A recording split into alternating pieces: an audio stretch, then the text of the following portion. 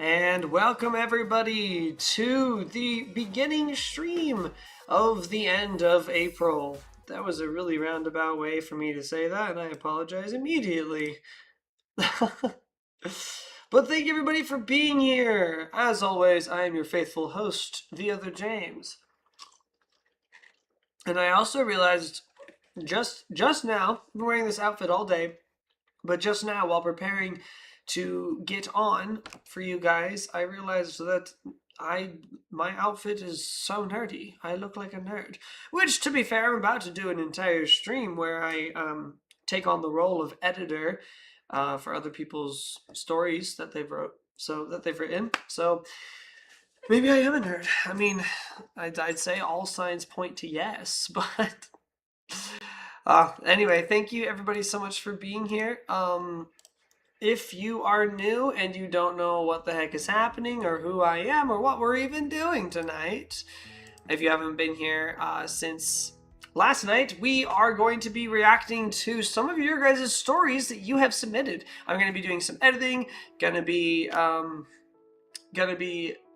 just reacting to the things that they've written based off the prompts that I gave. So very exciting. First, we're going to say hi to the people in the chat. We got Sweet Peas in the long form chat. Thank you so much for being here. We've got Tuxedo in the short form chat. And we got the Swannies in the short form chat. Swannies says hi. And look at the first chat. Oh my gosh. The Swannies. The Swannies. I don't know who the Swannies are. I think the Swannies might be new. But welcome. Thank you so much for being here. Really appreciate you being here. This is exciting. Okay. So we're gonna go ahead and get started. If my volume is too loud, you guys gotta let me know because I don't know. There's no way for me to know at this moment in time. So we're gonna go ahead and we're going to switch our settings. We're gonna go ahead and we're gonna pull up our sandwich stories. Now, as you can tell, apparently some of this has blocked my screen. There we go. I believe that is the correct overlay. There we go. Okay, now let me just adjust a few things. Ta-da! And we are all set. So, we got Bliss in the chat too. Welcome, Bliss. If you guys weren't here for 2 streams ago, Bliss donated 2 streams ago, which means that Bliss has the right to a truth and or dare. At any time during the stream, she can cash in a truth or dare. And as long as I am able, then I must oblige. So I've given her a lot of power, but she earned it because of the very gracious donation that she gave.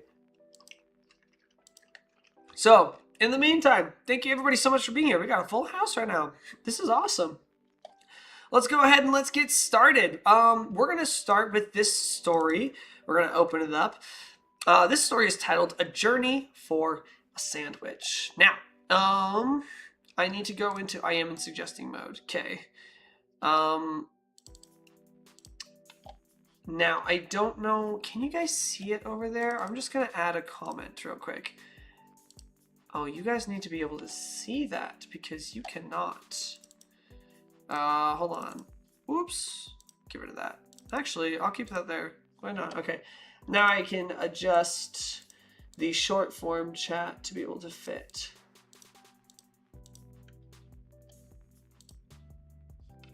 Okay. Just this one, please. Going to unlock that. Okay. I'm going to scoot this to the side so you guys can all see it. Wonderful. All right. Okay. This was written, let's see. By our Discord member, Shiloh. I did dare you though, didn't I? Bliss said. Bliss! But I don't remember. Did you in like the previous stream? Because you gotta let me know, because I don't know right away. So this was a story written by one of our Discord members, Shiloh, and thank you so much, Shiloh, if you're watching. Thank you so much for submitting this. I'm going to go ahead and we're going to start reading through. It looks like I haven't commented at all on this document, which is great. We're going to be able to read and react to it together. So I said add header here just so I could add a comment to the screen to make sure that it's all spaced correctly for the video formats that I'm outputting. But I'll get rid of that afterwards. So we're going to go ahead and I'm going to turn down the music in my ear because it's distracting me and I don't need to hear it. Okay, starting off. I'd say the first thing, it'd be nice to have a title, but we don't need that, considering that this is that's supposed to be a starter for a pass-along story. It's actually perfectly fine that we don't have a title. Usually I'd be like, at least put a heading, say chapter 1 or scene 1, or, you know, add a title. Or you can even just put untitled project or something like that. Totally fine. But for this, totally fine. A sandwich, Rowan asked, their eyes narrowed. Okay, first thing here. Actually, I'm not even gonna, I don't see a problem here. So, if it becomes, I was gonna say something about using a they, them character, which can be grammatically difficult. But for now, this looks fine. This looks fine. If it becomes grammatically difficult to understand, that's when I will put a comment there. But for now, no notes. A sandwich, Rowan asked, their eyes narrowed. Eyes tracing over the other. Ooh, okay, there's our first thing. Eyes tracing over the other. There's a couple things here. One, it's not a complete sentence. It looks like you're trying to say, Rowan asked, their eyes narrowed, tracing over the other, right? Because you're talking about like their eyes narrowed, tracing over the other, and I'm assuming you mean the other person. So I personally would just delete the second eyes and put a comma there. So Rowan asked, their eyes narrowed, tracing over the other person, right? But I'd have a question mark here, and I would say, you know, this is a good opportunity. This is a good opportunity to describe who Rowan is talking to right off the bat. Tracing their eyes narrowed, tracing over the other villager, or tracing over the man they were speaking to, you know, or such like that. So this is a good opportunity to describe the other person in the conversation very simply. Okay. A sandwich, Rowan asked, their eyes narrowed, eyes tracing over the other person. Real quick, Sweet Peas came in and said, Happy Friday, everyone. Happy Friday, and thank you so much for coming. I'm very excited to have you here. Wasn't the weirdest request they'd had. Okay, so actually, Shiloh does something interesting here. This wasn't the weirdest request they had is technically not grammatically correct, but I say keep it. Because this is clearly, the style of narrative is clearly narrating the thoughts in the person's head. And that's how I think. I don't necessarily think, it was not the weirdest request that I have had.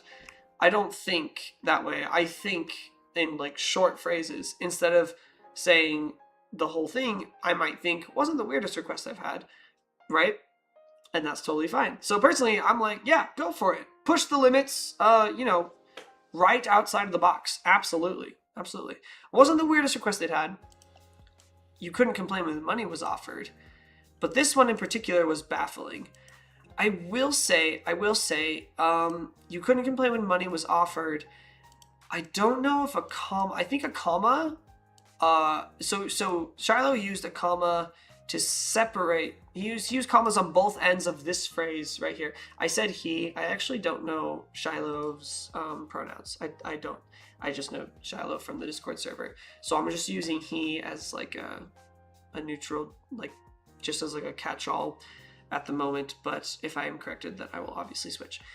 Wasn't the weirdest request they'd had. You couldn't complain when money was offered, but this one in particular was baffling. I personally think commas are slightly too soft of an option here, and because you couldn't complain when money was offered is a very is a phrase that's very standing on its own. Like, it's a standalone phrase. It's related to what's happening in the sentence, but personally, I would make it stronger than a comma, and I would use what most people completely forgot to use, a semicolon, to separate this.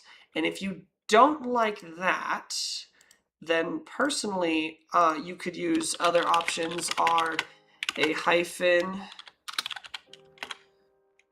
or parentheses.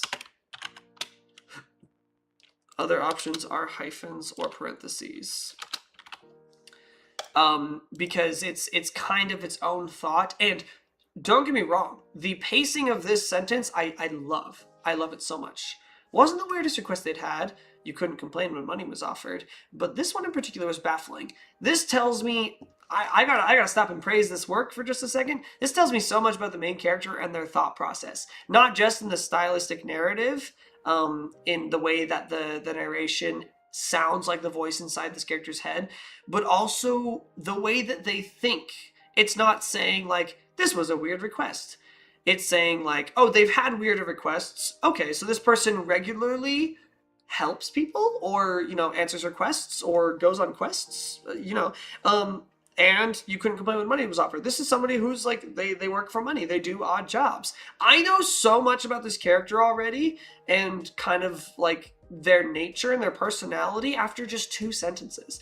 This is amazing. And this is my author, my author endorphins are flying around like crazy. I'm very happy with this writing style so far. In fact, I should probably say this right here. I'll make a comment. Within the first 2 sentences, I already know so much about the character just from the stylistic nature of the narrative. Great job. Yeah, this is a great start. The bearded man, nodding rapidly, his hands fidgeting as they kept clasping and rubbing, only to reach up once more to tug at his beard before continuing to wring his hands. Okay, so I think what you meant to say, which Google gives its own suggestion here, is nodded. The bearded man nodded rapidly, his hands fidgeting as they kept clasping and rubbing, only to reach up once more to tug at his beard before continuing to wring his hands. I freaking love this. You know what Shiloh didn't do? He described this motion 4 different times and never once repeated the same word, which is freaking amazing. Like, I need you guys to understand, this man's hands, not only are they fidgeting, but they're clasping, they're rubbing, and he's wringing them. In one sentence, this author managed to describe that with 4 different words. Which, I mean, some people might say like, wow, that's like really overkill. And, you know, I might agree, especially if Shiloh will continue to describe this motion later in the conversation. He can save some of these words to use in those later sentences. But as for right now, this is great. So I'm going to highlight this, add a comment. You described the motion of his hands 4 different times and never repeated the same word to describe it. Fantastic job. All right. And now we're done with the first paragraph. Sweet Pea says, are we going to play the game tonight? I miss you so much. Oh, I miss you too. Thank you very much. Mr. Snow is also in the chat. He's one of our staff members on Discord. Sweet Peas, I'm not sure which game you're referring to. You might be talking about Undertale, which is the most recent game that I was reacting to. But let me know, which game are you asking about? Yes, it's been missing since this morning, he cried, quickly rushing towards his shop, guiding his neighbors towards the entrance before scurrying in himself. No notes. Very nice, very nice. Rowan hummed, turning to the other 2. Here is where I'd put a comma. Rowan hummed and turned to the other 2, because it's 2 actions you're describing, the humming and the turning to the other 2. Apparently there's 2 other people with him, which is a very natural way to drop that this is a trio of main characters. But Yeah, just put a comma there because either use a comma or use and because it's two separate actions, right? Rowan hummed, comma, turning to the other two. Both Asher and Willow standing there holding the current task they had already taken on last night. Okay, this is another instance like earlier when you said their eyes narrowed, tracing over the other. This is another instance where I think you meant to continue that sentence. And you can, but also you can I think you can simplify this. Let's try this. I don't think you need the word both because it comes right after you saying two, the other two, right? You can say Asher and Willow stood, whoops, out of space. Asher and Willow stood there holding the current task they had already taken on last night. And you can decide whether to keep there or not. This word can stay or go. So Asher and Willow stood there holding their current, or Asher and Willow stood holding the current task they had already taken on last night. Okay, so they're already in the middle of fulfilling a request. So that's awesome. They're already in the middle of a job. And it's awesome that we are, told that immediately. Asher didn't seem too bothered about being detoured again. In fact, he looked amused by the situation. Willow, on the other hand, was yawning. Chin resting on the basket in her arms, already half full with the fresh herbs they were accomplishing for the local apothecary. Fantastic. Fantastic. I don't have any notes here. This is wonderful. I already know things about both these characters.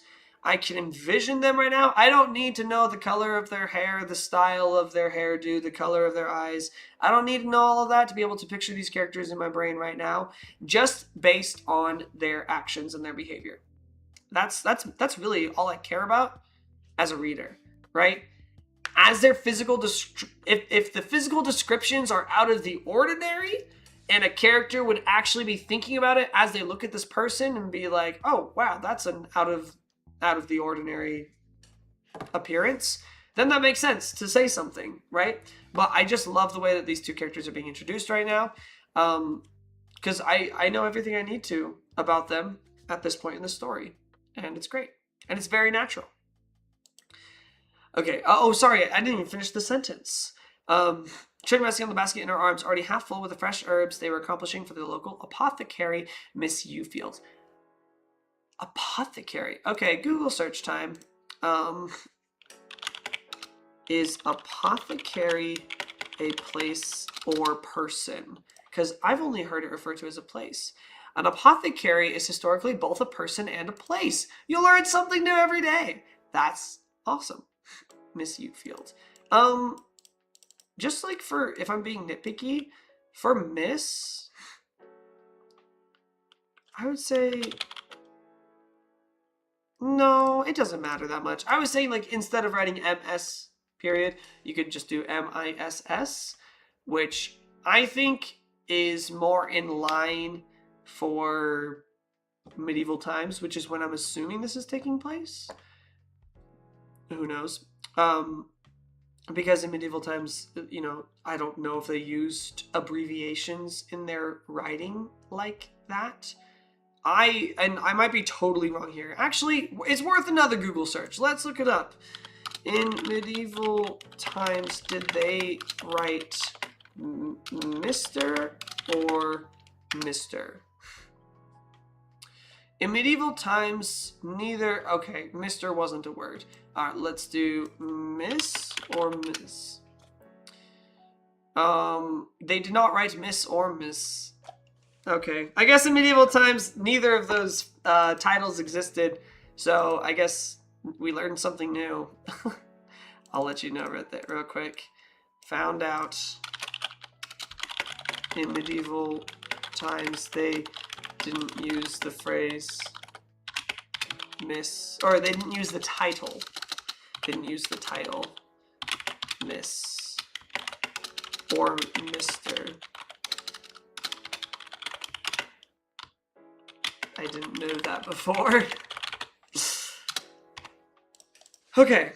I was thinking it seemed a little bit out of place to have an abbreviated title. I was like, I don't think that was a thing. Turns out I was right, just not for the reason that I thought I was. Sweet Peas says, are we going to play the game tonight? The one we played last time. I really am not sure. I don't remember which stream was the last one you were on. If you do remember what game we were playing, then, you know, let me know. But I don't remember off the top of my head because we have a lot of games that we play. But at the end of the stream, with whoever's here, maybe we will play a game all together. The plans to finish the herb search... Ooh, hold on. The plans to finish the herb search and going back to Asher's home for the rest of the afternoon was cancelled based on Rowan's hunch that this was more complex than they were being led to believe. Okay, a few things here. So, the plans is plural, which immediately means that right below it, you wouldn't say the plans was cancelled. You would say the plans were cancelled. So, it's the plans, oh, put space there. The plans and going back were canceled. That's what you would say, right? The plans to finish the herb search. And instead of going back to, I would just say, combine it into one word. The plans to finish the herb search and returning to Asher's home to rest for the afternoon were canceled. Because plans as in plural. Because there's more than one of them. You would say were canceled, not was canceled. Based on Rowan's hunch, this was more complex than they were... Okay, side thing. So if you're saying... I think what you're saying here is that the plans were canceled as of now. Like, because of this guy who's lost his sandwich, their previous plans are now canceled. Because you're saying it's based off Rowan's hunch that this sandwich story might be more complex than just missing sandwich based off the guy's reaction. You know, and I mean, fair enough, because it seems like a pretty extreme reaction for a missing sandwich. Unless it's a very special sandwich, in which case, you know, magical components, I would probably be suspicious like Rowan is too. So fair enough. Good deal. But because it's like they're being canceled right now, when you say the plans were canceled, it's making me think a little bit past tense. It's still past tense because it was like they were just canceled. So I would add that. I would say the plans to finish the herb search and returning to Asher's home to rest for the afternoon were now canceled based on Rowan's hunch. Or were immediately canceled based on Rowan's hunch. Right? So I would add... I'm going to just put a comment here. Now canceled. Or just canceled. Or immediately canceled. Because it's just now happening. Okay. Rowan shrugged, comma, waving them in after the man. Giving a shrug. Ooh! Darn. That's rough because that's two shrugs in one sentence, and we don't need that. So giving a shrug and a good-natured smile. Let's just get rid of a shrug and. All we need is Rowan shrugged, waving the man after the man, giving a good-natured smile to try to cheer up as they're...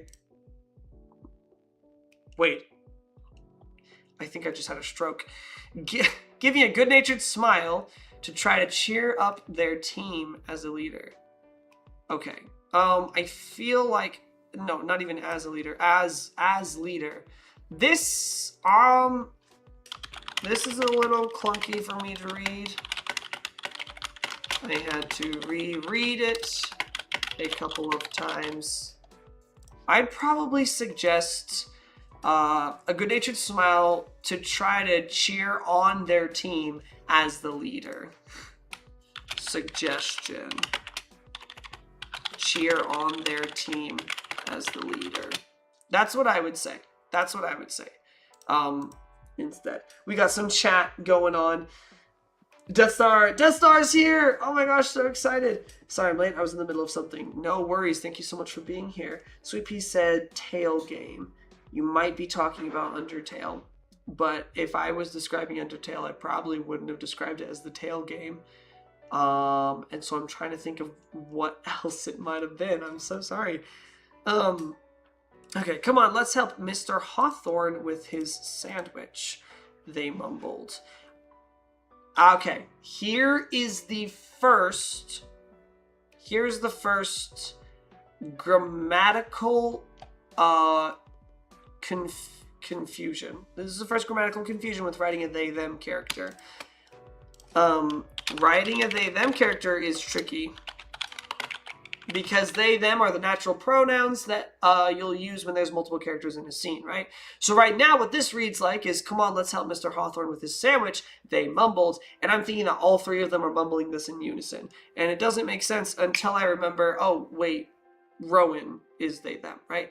So in that case, what would read smoother is, come on, let's help Mr. Hawthorne with his sandwich, Rowan mumbled. Right? Unless you're not talking about Rowan, in which case, say who you're talking about. Asher or Willow, right? Especially if it's like a new speaker or a new paragraph, start with the name. Even if you're using like he, she, start with the name. Especially if there's multiple people in the scene, right? Start with the name so I know who's talking, and then as long as that's the only person you're referring to in the rest of that section, then you can use their pronoun, right? So writing a they-them character is tricky, but when writing any character with pronouns, which is like all of them, any of them, but when writing any character with pronouns, dead Anna, wow, I got totally distracted. I think somebody's flirting with me in the chat. My fiance's in the chat, just to let you know. Jocelyn, my fiance. I'd probably turn the next bit into its own sentence. Period after canceled. Canceled. Oh, I'm late to reading that. That was bad. That was previously. I apologize. Or canceled. Based on Rowan's hunch being another sentence. Yeah, you could make that a different sentence. It is a bit of a run-on sentence, but it's not the craziest sentence that I've seen, so it works still. It can go either way. You would just have to, reconstruct the second sentence to make it a full standing sentence on its own. You would have to say, like, Rowan had a hunch that this was more complex than they were being led to believe, which isn't crazy reconstruction. It's just I want to edit without, like, rewriting. I'm not trying to rewrite what they have. I'm going to stick to, like, how they constructed their story and their style of writing, only if it's, like, necessary to say, I would make this a new sentence, right? But in this case, it works either way, as one sentence or as a second one. So what was I saying? Writing a they-them character is tricky, but when writing any character with pronouns, and starting a new paragraph, or switching to a new speaker, state their name first, then use their pronouns until you switch to referring to another character in the scene. So I would switch this to Rowan. Rowan mumbled, as Asher snorted, rolling his eyes as he gently guided Willow to follow as she made a soft whine nuzzling against the basket. Do we have to? She mumbled. This is good, because the last character you were talking about was Willow. Willow made a soft whine, nuzzling against the basket. Do we have to? She mumbled. That's where the pronoun usage is good, because the last person you were talking about was Willow, and you were naming her by name. Technically, with like the, come on, let's help Mr. Hawthorne with the sandwich, they mumbled. Technically, the last sentence was, giving a good-natured smile to cheer up their team as leader. You're not referring to Rowan by name. I mean, you did at the beginning of that sentence, but it was a long sentence. So, and especially because the last two subjects you referred to was leader and team. So I don't know which one you're talking about when you use the they as the word that you when you use they as the speaker pronoun. Sweet Pea says that's the one. Okay, so Undertale. We are talking about Undertale. Maybe we might play Undertale later. Who knows? Dead Anarchist, I totally forgot that I was reading your comment.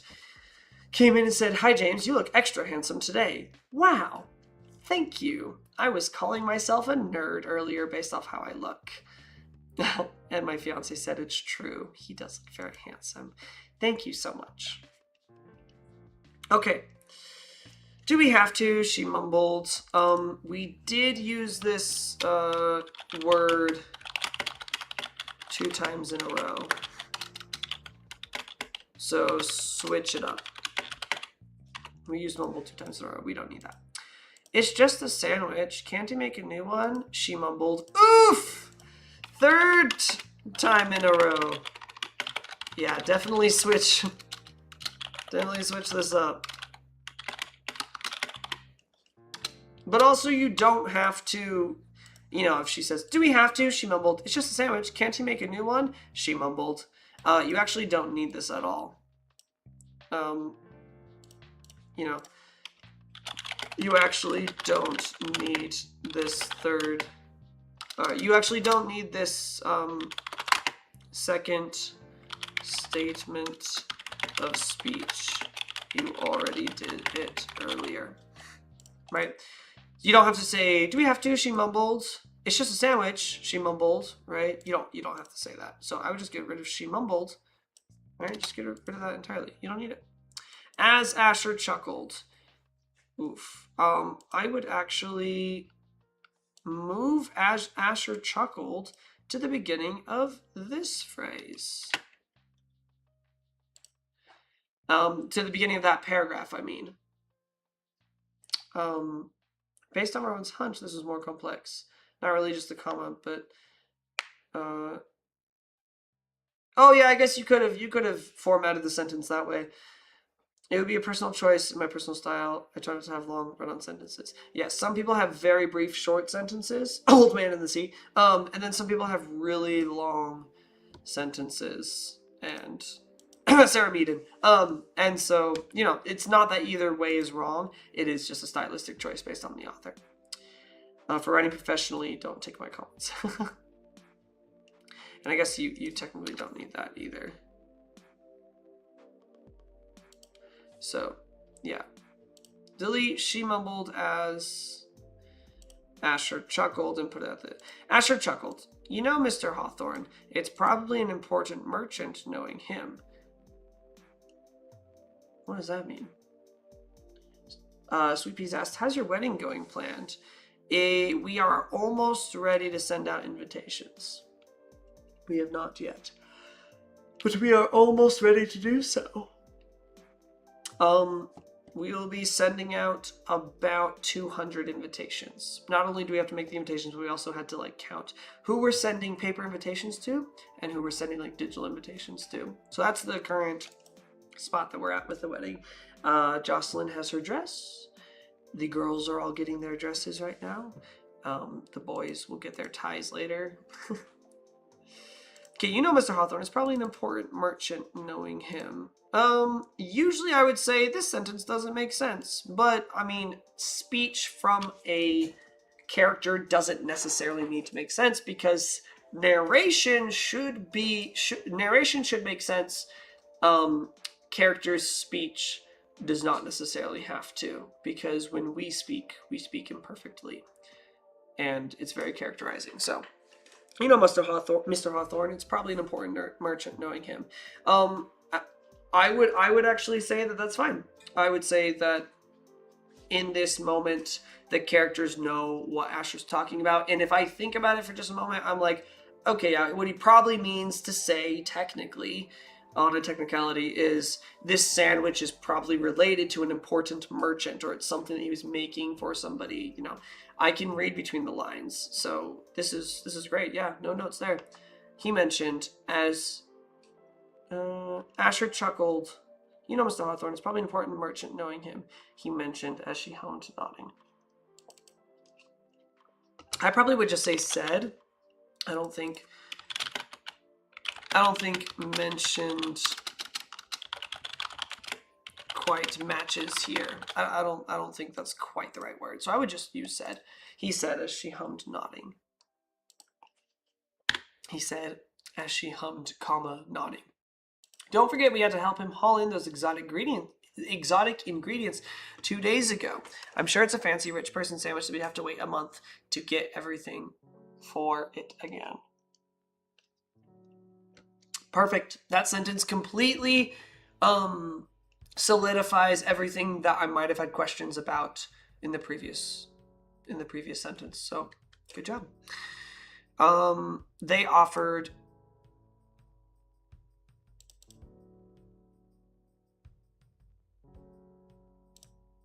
yeah, this is another, technically the last, like, they can refer to the he, the she, or the everyone, right? And it can also refer to Rowan.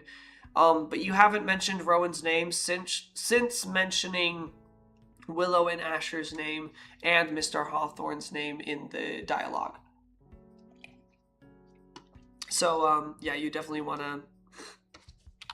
to put their first name there. Rowan offered as Willow.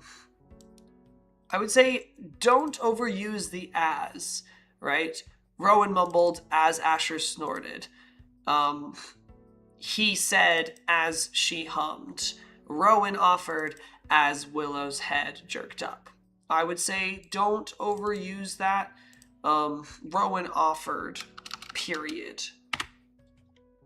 And then I would say Willow's head. So I would say, don't forget, we had to help him haul in those exotic ingredients 2 days ago. I'm sure it's a fancy rich person sandwich that we'd have to wait a month to get everything for it again. Rowan offered. Willow's head jerked up, eyes wide and bright smile. And a bright smile. Okay, so Willow's head jerked up, comma, eyes wide and a bright smile. That's so unnecessary. You don't need to just add the A. And a bright smile coming to her face. That reads better. Do you think he has some trimmings he'll let us have? I saw those white and purple. By the way, okay. I just want to say I love this word choice. Every once in a while, I just find a really nice word that I think is like amazing to use in this scenario, and trimmings is perfect. Do you think he has some trimmings he'll let us have? If you guys don't know what that is, brush up on your medieval terminology, I guess. Trimmings is, I'm pretty sure that's talking about, I think technically you can talk about any type of food. I'm fairly certain it's about meat, though, and it's making me hungry just thinking about it. Very rustic language, and I love it. I love it. Do you think he has some trimmings he'll let us have? I saw those white and purple berries. They smelled so sour. Oh yes, here you need at least a comma, but because it's like, it's not a continuation of the same thought, it's a new thought. I saw those white and purple berries. New thought. They smelled so sour. So I would put either a semicolon here or a period. Starting a new sentence. They smelled so sour, she giggled. Using a tilde for punctuation.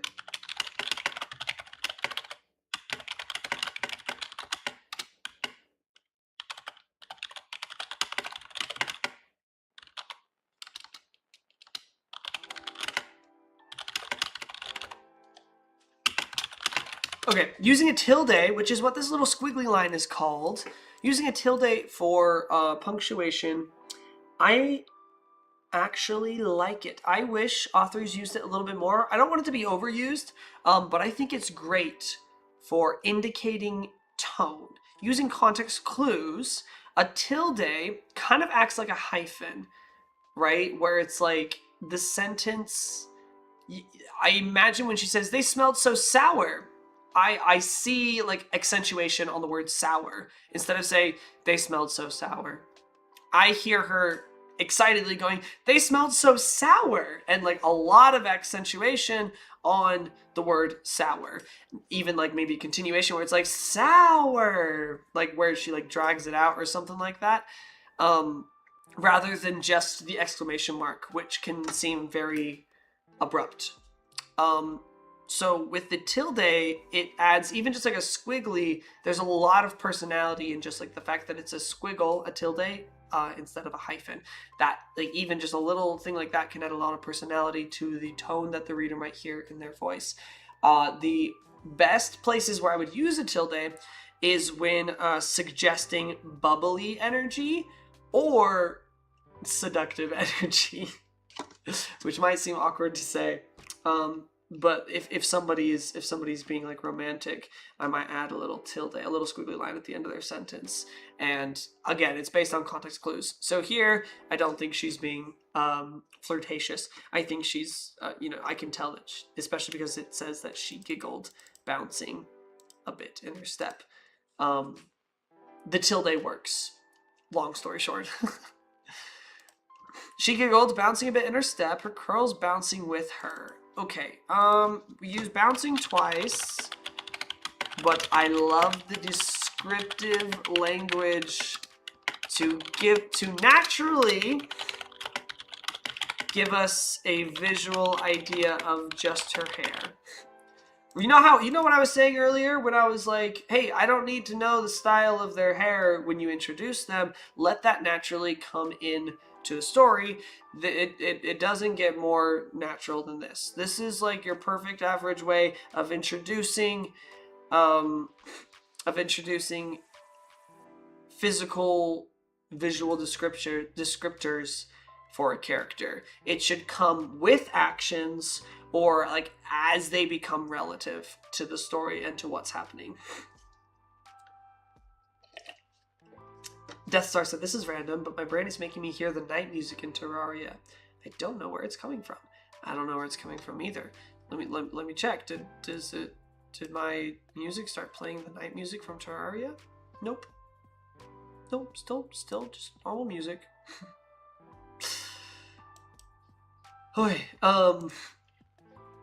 Okay, we're almost done real quick, but I just want to remind you guys real quick that we do have our super chat goal. The next person to give a super chat will unlock the next super chat goal, and you guys will earn a free truth or dare that you get to give to me. So, is that a bad idea on my part? Maybe, but seems like a pretty good deal for you guys.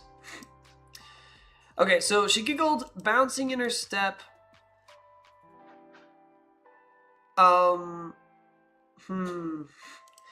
Okay, so here's the thing. Bouncing in her step, or like a bounce in her step, I like that phrase. But I also like the phrase, her curls bouncing with her. So honestly, I would just highlight this because you use bouncing twice. Ooh, hold on. Because you use bouncing twice, I would suggest reworking this sentence as you see fit. I love it otherwise. So I'm not going to give a specific suggestion there. I'm just going to let Shiloh decide. Oh, and the beef he had. She lowered her voice as they were inside now. Mr. Hawthorne nowhere in sight. Yeah, so you said here she lowered her voice as they were, she lowered her voice as they were inside now. This is a good use of the word as to connect to thoughts that are relevant. And the reason why I bring this up is because, you know how I was saying earlier, there's definitely sometimes where you use as and like I feel like you use it a little too much where you don't need it. This is one of those moments where I'm like, you should use it here, which means be careful about overusing it other places, because then it just like I begin to get tired of the word, even if it works really good there. So this is a place where I would keep the word as, and I would get rid of the word as in other places. She lowered her voice as they were inside now. Mr. Hawthorne nowhere in sight. I'm sure they'd be delicious together, she chirped. Okay, I do have a continuity question. Mr. Hawthorne nowhere in sight. Do they at least hear the chatter of him and the townsfolk that followed him inside only seconds beforehand? Because if Mr. Hawthorne's nowhere in sight, I would just assume that the house is completely like they don't see him or hear him. They have no idea where he is. That's what I would think after hearing that someone's nowhere in sight. Unless you were to add and specify, Mr. Hawthorne, nowhere in sight, only the sounds of chatter coming from the back room clued them into his location. You know, otherwise I'm like, where did he and all the townsfolk who followed him into his shop go? Did they just vanish? Oh, I forgot. Her curls bouncing in step with her, maybe. Not a bad idea, Jocelyn. I hope that the authors of the story get to actually watch my live commentary. Even if they're not watching it live, if they watch it later, I hope that they actually come and they hear the actual words that I say, because I say more than what I leave for them in the comments. I'm sure they'd be delicious together, berries and beef. Honestly, get me a nice beef with like some berry sauces. Oh, that sounds so good. Oh my gosh. She chirped. Aha! I love this! Another fantastic word choice. Love it. As Asher nodded. Oof! Yep, so get rid of the as again. But come over here and add that right there. So, I'm sure they'd be delicious together, she chirped. Asher nodded. Honestly, that sounds tasty. Right? She laughed, lowering the basket much more awake. Lowering the basket, comma, much more awake than before. Rowan chuckled, brushing back their hair as they nodded. This is almost perfect. Almost perfect usage of a they, them pronoun. Because remember, they can refer to plural. Oh, give me just 1 second. I have some people arriving home, so we're going to cut to a quick intermission, and I will see you guys soon. You're welcome.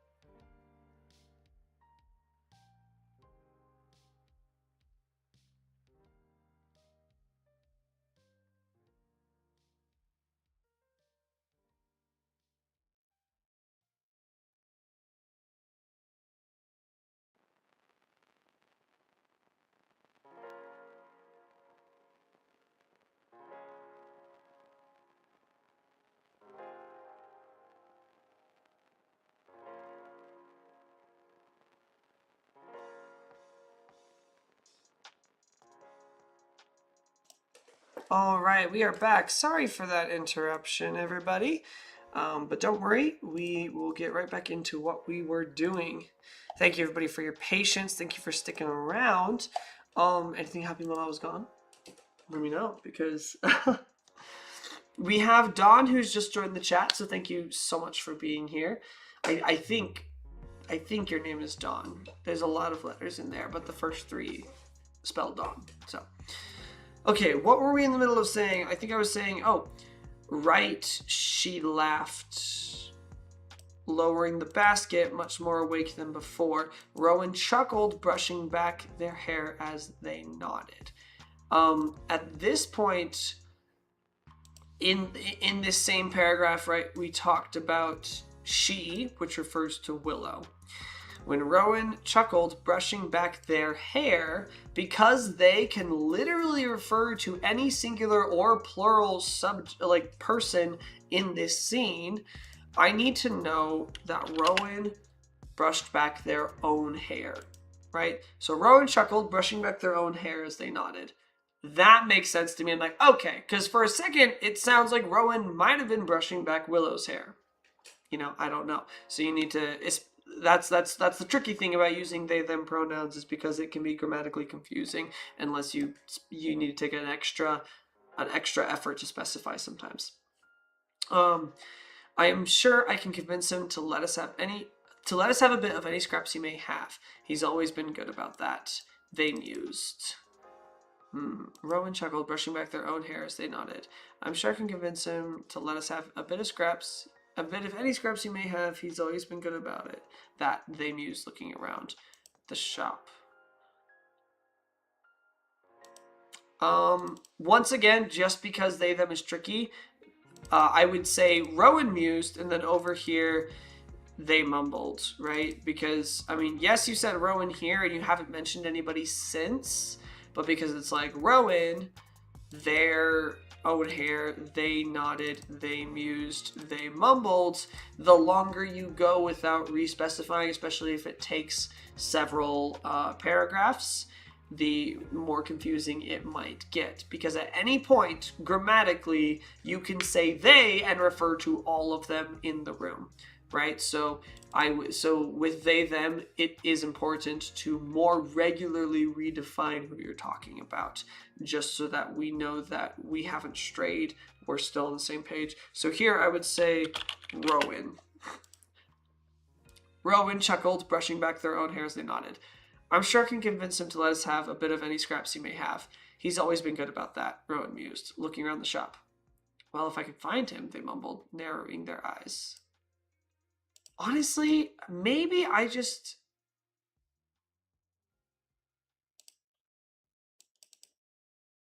don't know. Personally, I even think that it sounds better. It's like Rowan mused, looking around the shop. Well, if I can find him, Rowan mumbled, narrowing their eyes.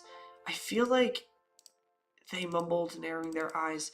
You know, I'd have to do some more research into this, like how people write well with they them characters, because it's just tricky. It's just tricky because it can get confusing and it can sound clunky, because they can refer to literally anything, any subject, plural or singular. There's literally no limit to the way that you can use they. So, you know, it can be tricky. A good use is like, you know, Rowan narrowed their eyes. That makes perfect sense, you know. Rowan narrowed their eyes as if their words summoned... Wait. Oh, no, that's a new sentence. Okay, we'll get to that in a second. J4360 is in the chat. Hello. Welcome back. It's been a while. So glad that you're here. How are you doing? Thank you so much for being here. Okay, Rowan mused, looking around the shop. Well, if I can find him.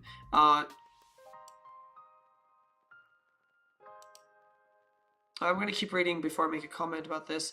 They mumbled, narrowing their eyes.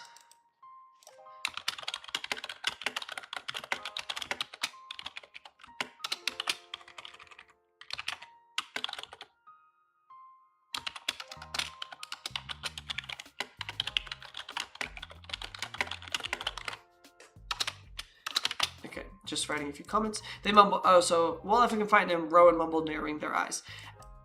Period. As if their words, well, actually, as if their words summoned him. As if their words summoned him, he came rushing out the back area. This is okay. I would use his name again, though. See, it's not just for they them pronouns. It's for all pronouns that you want to make sure that you're redefining who you're talking about, at least semi-regularly, but even more so with they them pronouns, so it doesn't get confusing. Mr. Hawthorne. So, as if their words summoned him, Mr. Hawthorne came rushing out the back area, holding a plate and a few familiar bags from the shipment. My question here: where did the townsfolk go?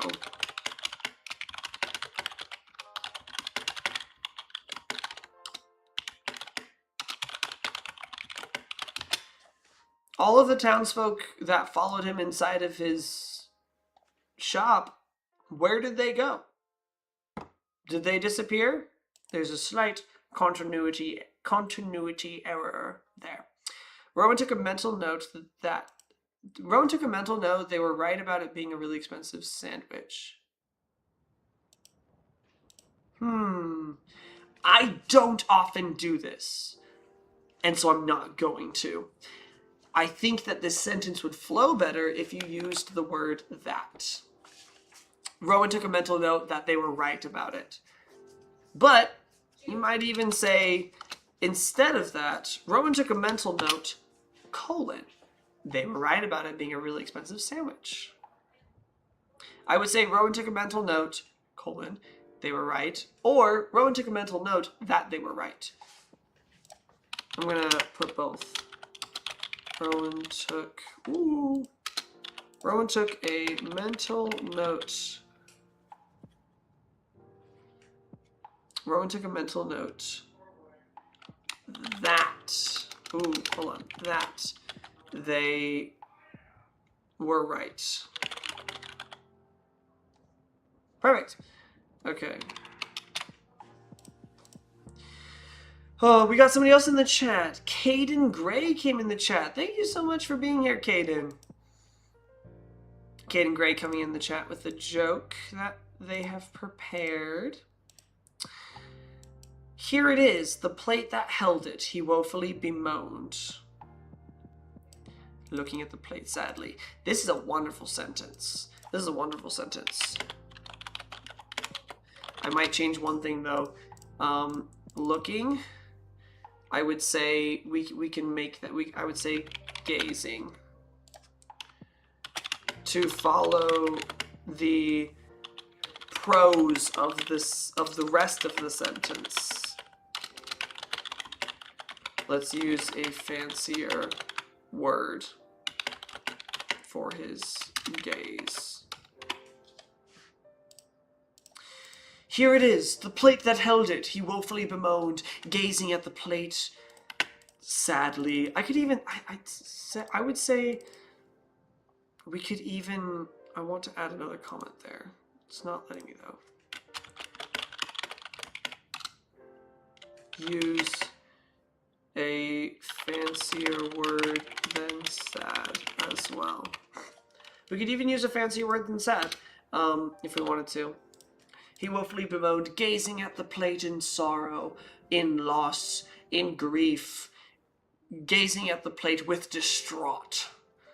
There's tons of different ways that we can say that. Sweet Pea says, I'm back. But I love that story. Rowan hummed, comma. One of your favorite writing sins, I'm noticing, is not adding commas when there's two separate actions. Rowan hummed, nodding as they took in the crumbs and bits of sauce, along with some kind of vegetable remnants. Actually, hold on. So instead of starting a new sentence, because that's not a new sentence, let's say along. Rowan hummed, nodding as they took in the crumbs and bits of sauce, along with some kind of vegetable remnants. Honestly, actually, I'm just going to help you out here. I would just say get rid of along and get rid of some kind of. Let's just get rid of that. So the sentence, instead of saying along with some kind of vegetable remnants, instead the sentence is Rowan hummed, nodding as they took in the crumbs and bits of sauce with vegetable remnants. Ta-da! You're welcome. Their eyes quickly flicked over to the bags. This is good. Hey, this is good. Rowan hummed, nodding as they took in the crumbs. That's a good use of they, them, right? Their eyes quickly flicked over to the bags. This runs smoothly. It's kind of a case-by-case basis. Their eyes quickly flicked over to the bags, only to strengthen their shoulders. Their eyes quickly flicked over to the bags, only to strengthen their shoulders, feeling their two friends and partners in crime leaning on their shoulders instead of looking around them. Okay, this is a little long-winded. So let's figure out how we can, because this could be a really funny moment. It just needs to land correctly and not be confusing. Sweet Pea says, what did everybody else have for dinner tonight? I had chicken nuggets for dinner. I had soup. But I don't remember what kind of soup it was. But it had potato in it. It had potato. Where is your fiance? Tell her I said hi. My fiance's in the chat. Fiance, say hi. Okay, their eyes quickly flicked over to the bags, only to strengthen their shoulders. Okay, here's the thing. Immediately my brain says, why are they strengthening their shoulders after looking at the bags? Like, it feels like these two things are related, but they're not. The reason that they have to strengthen their shoulders is a sudden distraction. So we should transition a little bit smoother, a little bit more concise to that. I would say their eyes quickly flicked over to the bags, only to suddenly have to straighten their shoulders, or strengthen their shoulders, or fortify their shoulders, right? Only to suddenly have to, because like they're not strengthening their shoulder. I keep saying soldiers. Oh my gosh. What the freak? I have like a lisp when it comes to like S versus SH. I don't, but like suddenly I've acquired it. Their eyes quickly flicked over to the bags. And so they're not strengthening their shoulders because like, oh look, bags, right? That's not what's happening. Their eyes quickly flicked over to the bags, only to suddenly have to strengthen their shoulders.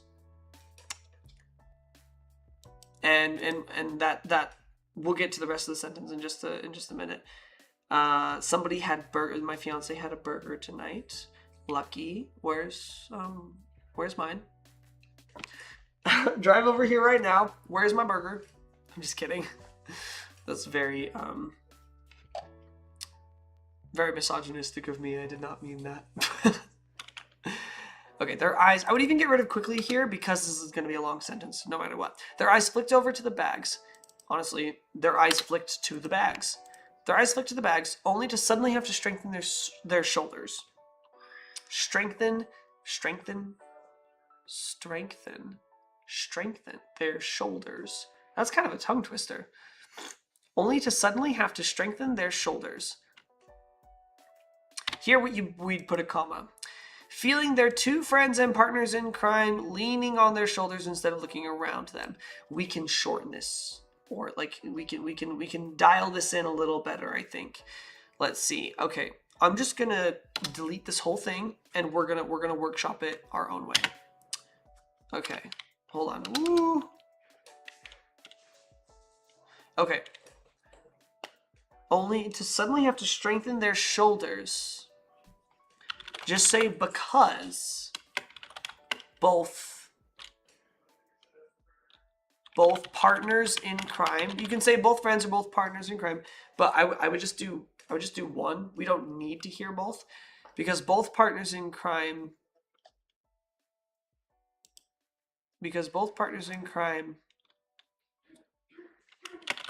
Were leaning over Rowan's frame, because we don't want to say shoulders too often. Instead of looking around.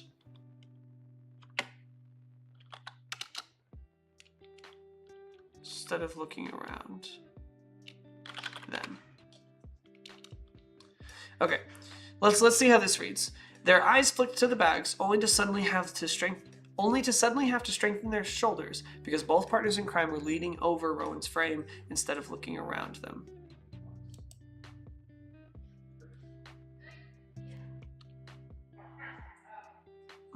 It's hard because like there's 3 different people in this sentence, and so using them is difficult instead of looking around them. And like them also refers to Rowan's shoulders right now.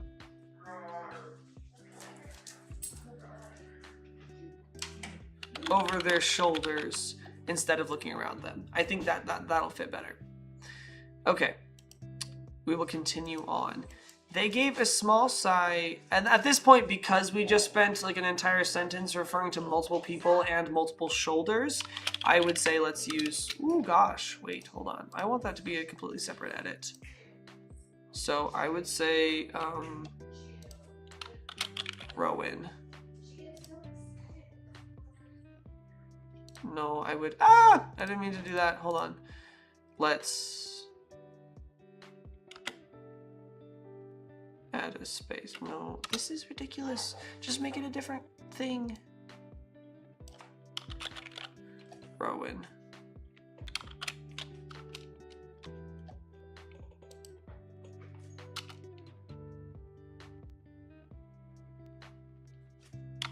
Rowan. The jumping jacks and gymnastics that I have to do to make this comment look the way that I want it to is crazy. Rowan gave a small sigh through their nose, looking to the ceiling for strength, before looking back to their worried neighbor. That's fine. I feel like we're using the word looking a lot, and we don't really, I mean,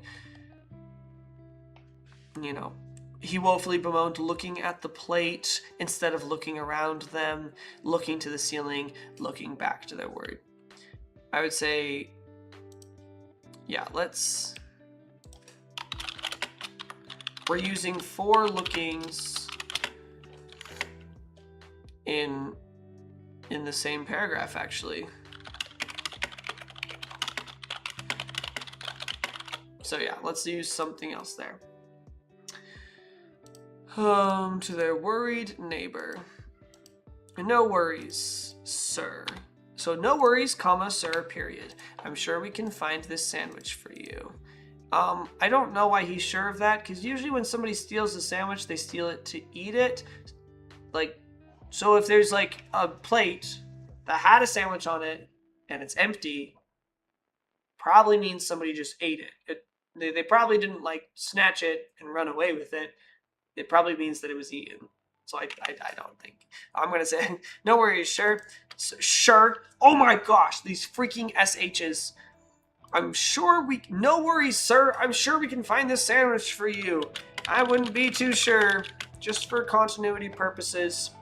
We've been learning a lot more in Spanish class. I miss you in the class a lot. Oh, thank you. Yes, to the chat. I used to teach a Spanish class. There's been multiple Spanish or English, Spanish to English classes that I've taught both ways.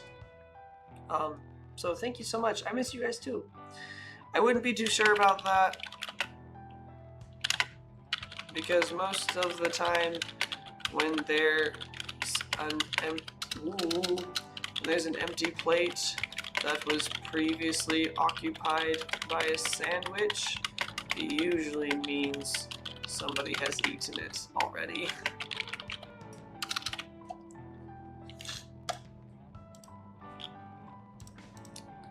Okay, I will say I fear it may have been, oh, never mind. I should have just read one more sentence on. I will say I fear it might have been eaten, though. They offered softly. The man shook his head. Okay. Yeah, so at that point, oops, never mind. I didn't read far enough.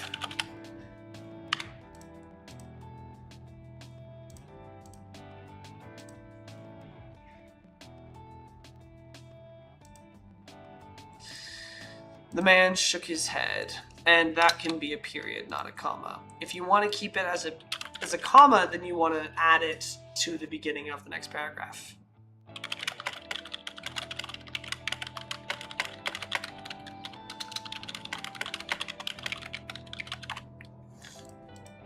I'm glad you'd think that, but there's a charm on it. You actually don't need a comma here. Only the client who ordered it may eat it. I don't take such a respectable customer and such a high risky paid sandwich lightly. Okay. So first of all, I have one thing. I have a couple things to say. Only the client who ordered it may eat it. Wonderful, sensible world building. Like, let's be real. I've thought about this several times. Like, with like the Harry Potter world, there's a lot of things. Like, if you could do magic, then I feel like there'd be a lot more like auditing, even for something as simple as like DoorDash security. Right? It'd be like if somebody orders a sandwich from a magical shop, right? They can enchant the sandwich so that like it is ensured that it will arrive to its destination without anybody else stealing or eating it. Like that makes sense, right? So this idea where it's like, oh no, this was a sandwich for a very important person. It was a very big order. So there was a special enchantment on it that only the person who ordered it can eat it. That totally makes sense. That's like a sensible use of magic in business as like a regular staple of this world. So that's fantastic. Absolutely. That's like good thinking. Good thinking. I don't take such a respectable customer and such a high risky paid sandwich likely, young one. I'm just gonna be completely honest. This phrase does not make sense to me at all. Like, I feel like there was just a bunch of fancy words thrown in there that like didn't really mean anything. If you were to say such a highly paid sandwich, that makes more sense. Like, it means it was expensive, right? But such a high risky paid, like those three words in that order don't really make sense. Such a high risk sandwich, that makes sense. But high risky, what does that mean? Also, risky paid? Was it was it kind of like black market, like shady exchange? That doesn't make sense. But also, like, I don't take such a high risky paid sandwich likely. What does that mean? What does likely mean? I don't know what this last phrase is trying to say. I mean, I can figure it out, but I would say I think they meant lightly. Oh, and my fiance just said that in the chat. I think you meant lightly. So, high paid makes. Okay, hold on. I'm gonna write this down for him. High paid makes sense. High risk makes sense. So high paid and high risk makes sense. High risky paid. High risky and risky paid do not make sense, though. What does that mean? Also, I think you meant lightly, not likely. Okay, we've got that dealt with. Let's see. Oh, there's a lot of chat I have to catch up on. Somebody missed you, or was you missing me? Wait, what? Was you missed?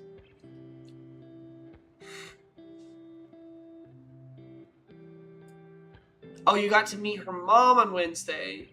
Yeah, she's really sweet. What are your plans for this weekend? Relax, and hopefully spend time with some family and friends. High risk, prepaid sandwich, lightly. That's how I fix it. Yeah, that would work. Young one, he wagged his finger at them as Rowan tried not to roll their eyes.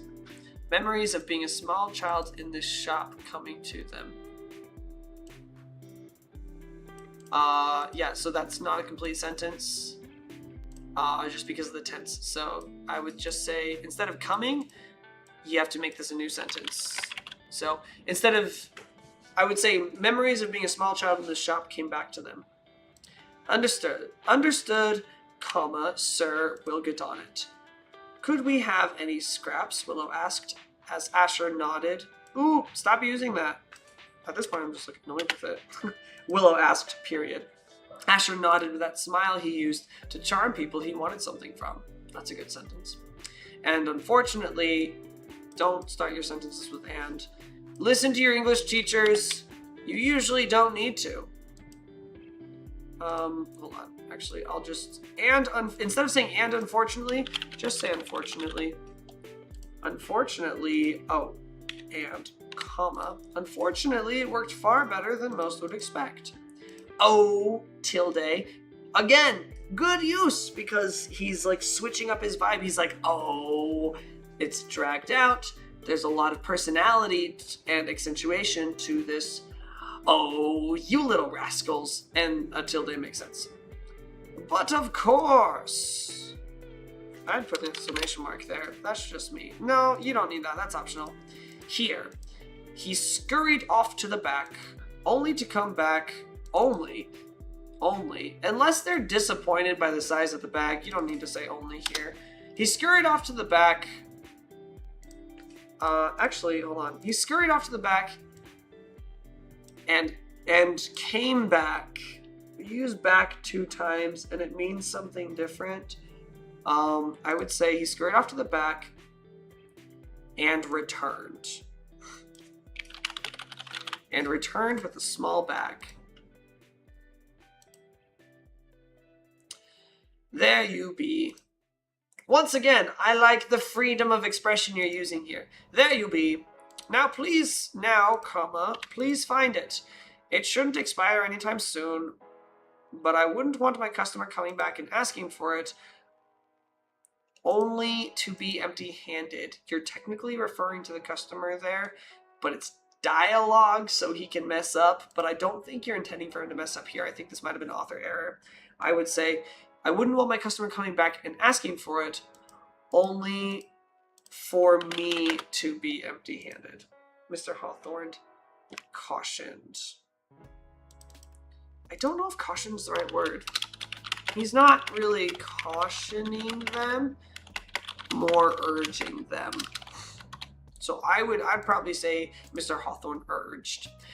As the trio all agreed, I don't think you need the word all. As the trio agreed, comma, giving their thanks and goodbyes as they stepped out of the shop. Fantastic. All right. Thank you, everybody. We've spent an hour and a half on this. And this is, I saved the 3 longest stories for this stream, which I don't know why I did that. I did the 3 shortest first. But overall, this was pretty good. It was pretty good. I would give this one a sandwich. Okay. As far as okay. Okay, I'm stuck. So I want you guys to vote in the chat. Out of 5 hearts or stars or whatever you want to do. Out of 5 volcano emojis or whatever you want. How would you rate this story? Personally, I'm stuck between a 3 and a 4. I probably would give it... Okay, so I want to give it a 4 out of 5. Because overall, this is a great starter. I love the characters. I love the descriptive language. I love the actual story that's being written. There's the weakness here is... complete sentences, proper words being used, commas, punctuation, grammar.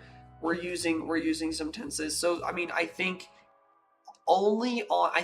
because of technical issues, I would knock off another heart. So I'm going to put probably 3 hearts in the chat.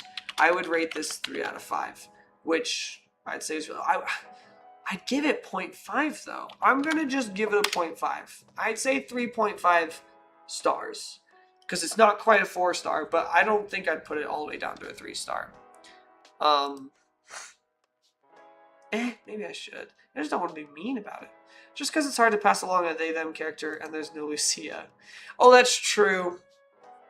Oh, you know what? Yeah, okay, because I totally forgot. Because part of the ranking is how well did they follow the prompt. And the prompt stated that that there should be a main character who is also a witch, possibly, and then possibly named Lucia, and we didn't get any of that. So yes, I'm gonna say 3 stars. Sweet Pea says I would totally buy the book. I mean, honestly, yeah, I think this is a great starter. There's obviously some editing that needs to be done, but personally, I love these characters. I would love to keep hearing about Willow munching on like the beef trimmings that they got, or and maybe some lettuce. I don't know. I would love to see, you know, where their investigation leads them. I like the characters. I like the world building. I like the story that we have so far. So this is something I would definitely love to continue to read. Yeah. Um, but yeah, with that, we're gonna take another intermission. We might be streaming for a little late today just because we're hoping to finish the other 2 stories, but I need to get up. These are like pressuring the side of my head. I need to get up and get some more water. So we're going to take a quick little intermission. We'll be right back. Don't go anywhere. The next story coming up is called The Sandwich.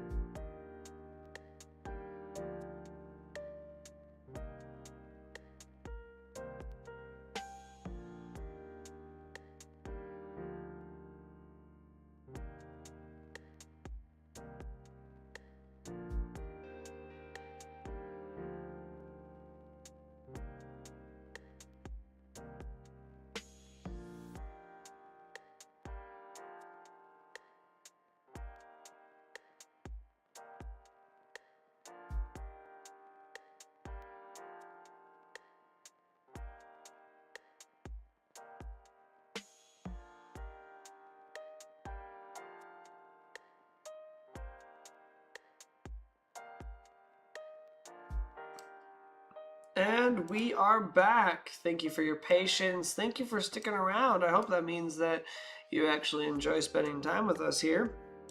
And really, thank you. I know my voice can sound really sarcastic sometimes, but I hope you know that I'm completely genuine when I say that. I really appreciate everybody who sticks around and enjoys the time together. Our book, Lizzie the Lizard book, is taking forever to write. I mean, yeah, writing a book, writing any sort of story is a lot of work. But we're gonna go ahead and we're gonna start with this one. This one it looks longer, but it's also double spaced. Not double spaced with each line, but like I think there's more space in between each paragraph. But another plus to this is that this is a story that I've previously also gone through and done edits of. So hopefully this might go a little faster. So this is from our friend Liz, and Liz is somebody that I've worked for in the past. You guys can, she has her own author videos. She did this quick little submission for us. I'm gonna say there were immediately out of like the 5 hearts that we have, the 5 stars that we're rating these stories off of, immediately one does get knocked off because the prompt was to give a starter, and this is a complete short story. But we're still gonna read through it. I found it super entertaining mostly because I'll let you guys find it. I want to just remind everybody, one, that we have our chat goals currently. The first people to donate in the long form and short form chats will get a free truth or dare that they get to bestow upon me. I bumped my microphone, sorry. I know that's an unpleasant sound. But I also want to real quick just remind everybody that when I edit these stories, I may be a little Gordon Ramsay about it, but it is all with the intent of constructive criticism, not to bully or demean. So, this story is called The Sand Witch. The very beginning, it says, I wrote this note for her, and you can see it better in the long form chat, but I'm going to basically sum it up. Right off the bat, I noticed 3 things about our friend's writing style that aren't my favorite. They're not necessarily wrong. I just personally don't prefer it. The first thing is first person point of view. There's a lot of stigma surrounding it. I do share the mindset that first person point of view just isn't the best. It can be done. Hunger Games did it well. But I cringe a little bit every time I see somebody starting with first person point of view, because most of the time it is kind of a sign of an amateur writer. Not always. It's just the statistics. It's more likely that this is somebody who isn't an experienced writer. But we're coming into this knowing that Liz is an experienced writer. And this is also a very low stakes submission for her. And then the other thing is present tense. I move around my shop. Present tense, as you may have heard in the last live stream that we did when I was editing stories there, present tense is another thing that I'm just like, that's like double bad combo with first person point of view. I don't like it. Don't write in present tense unless you're saying something that's happening right now, or you're role playing or such. There's no reason to use present tense. Don't do it. Use past tense. Use past tense when narrating a story. It's better. It's better. And then the third, I wrote a third thing here. I said a main character narrating directly to the readers. Yeah, that doesn't work a whole lot like, I guess it's kind of breaking the fourth wall a little bit, narrating like prologue directly to the readers. It's a bit of an info dump. It's kind of like, you know, thousands of years ago, all the elements lived in harmony, but that all changed when the Fire Nation attacked. Except Avatar The Last Airbender does it well, and it's not part of the story. Like, the character isn't in a scene and immediately looks to the camera and starts narrating this. It's just part of the introduction in each episode, which is, that's a different case, right? But an info dump at the beginning of the story with the main character speaking to the readers outside of dialogue will always pull me out of the immersion I could be experiencing. It's not wrong, but very, very, very highly, highly, highly recommended against. So those are the three things I'm going to get out of the way right away. I'm going to get out of the way right away. But we're gonna go ahead and we're gonna read. I move around my shop filled with magical hourglasses and sand-based knickknacks. See, if we were role playing, this present tense and first person point of view would work really well. There was once a time when I was a feared sand witch, able. Ooh, hold on. Actually, feared sandwich. Okay. There was once a time when I was a feared sandwich, about to bend and move small particles of dirt at my whim. I think she meant to say able to, so that's what I put there. Able to bend and move small particles of dirt at my whim. After reading through the entire story, she never uses her powers once in this story. In fact, she never demonstrates any magical ability at all in this story. Which, to be fair, she did say, there was once a time when I was a feared sandwich. But she doesn't specifically say that she, like, can't do the magic anymore. So, Sweet Pea says, I want some chips now that we're talking about food. It's making me hungry. Well, I don't think this story is going to make you very hungry, actually. If I remember correctly. But now that I've retired, I've opened a shop for small trinkets, a dream I'd always had. Awesome sentence. Awesome sentence. A customer walks into the shop and walks around. Once again, don't use a word twice in a row, especially in the same sentence. Don't use walks twice to describe the same person in the same sentence doing the same thing. Use looks around the shop, or other fancy verbs that you can think of. He's got broad shoulders and a beefy build. Covered in leather armor. Ooh, I missed this the first time. This should be, Oh, I'm not suggesting. I need to be suggesting covered. Ooh. Okay, he's got broad shoulders and a beefy build, covered in leather armor. Or honestly, I might even say clad in leather armor, because that is a verb that's more suitable for armor particularly. Clad in leather armor and has larger than normal hands. I said with larger than normal hands, that's just easier. Larger than normal hands. I mean, you could just say large hands. Because larger than normal hands are just large hands. So, he reminds me of the barbarian orc I once traveled with, Jarmad. Solid backstory, flashback moment. Jarmad was a lover of jerky and causing pain. The comment I put here was just that I laughed. I thought that was funny. He and a female goblin, Mefla, had found me relaxing on a beach one day and invited me to travel with them.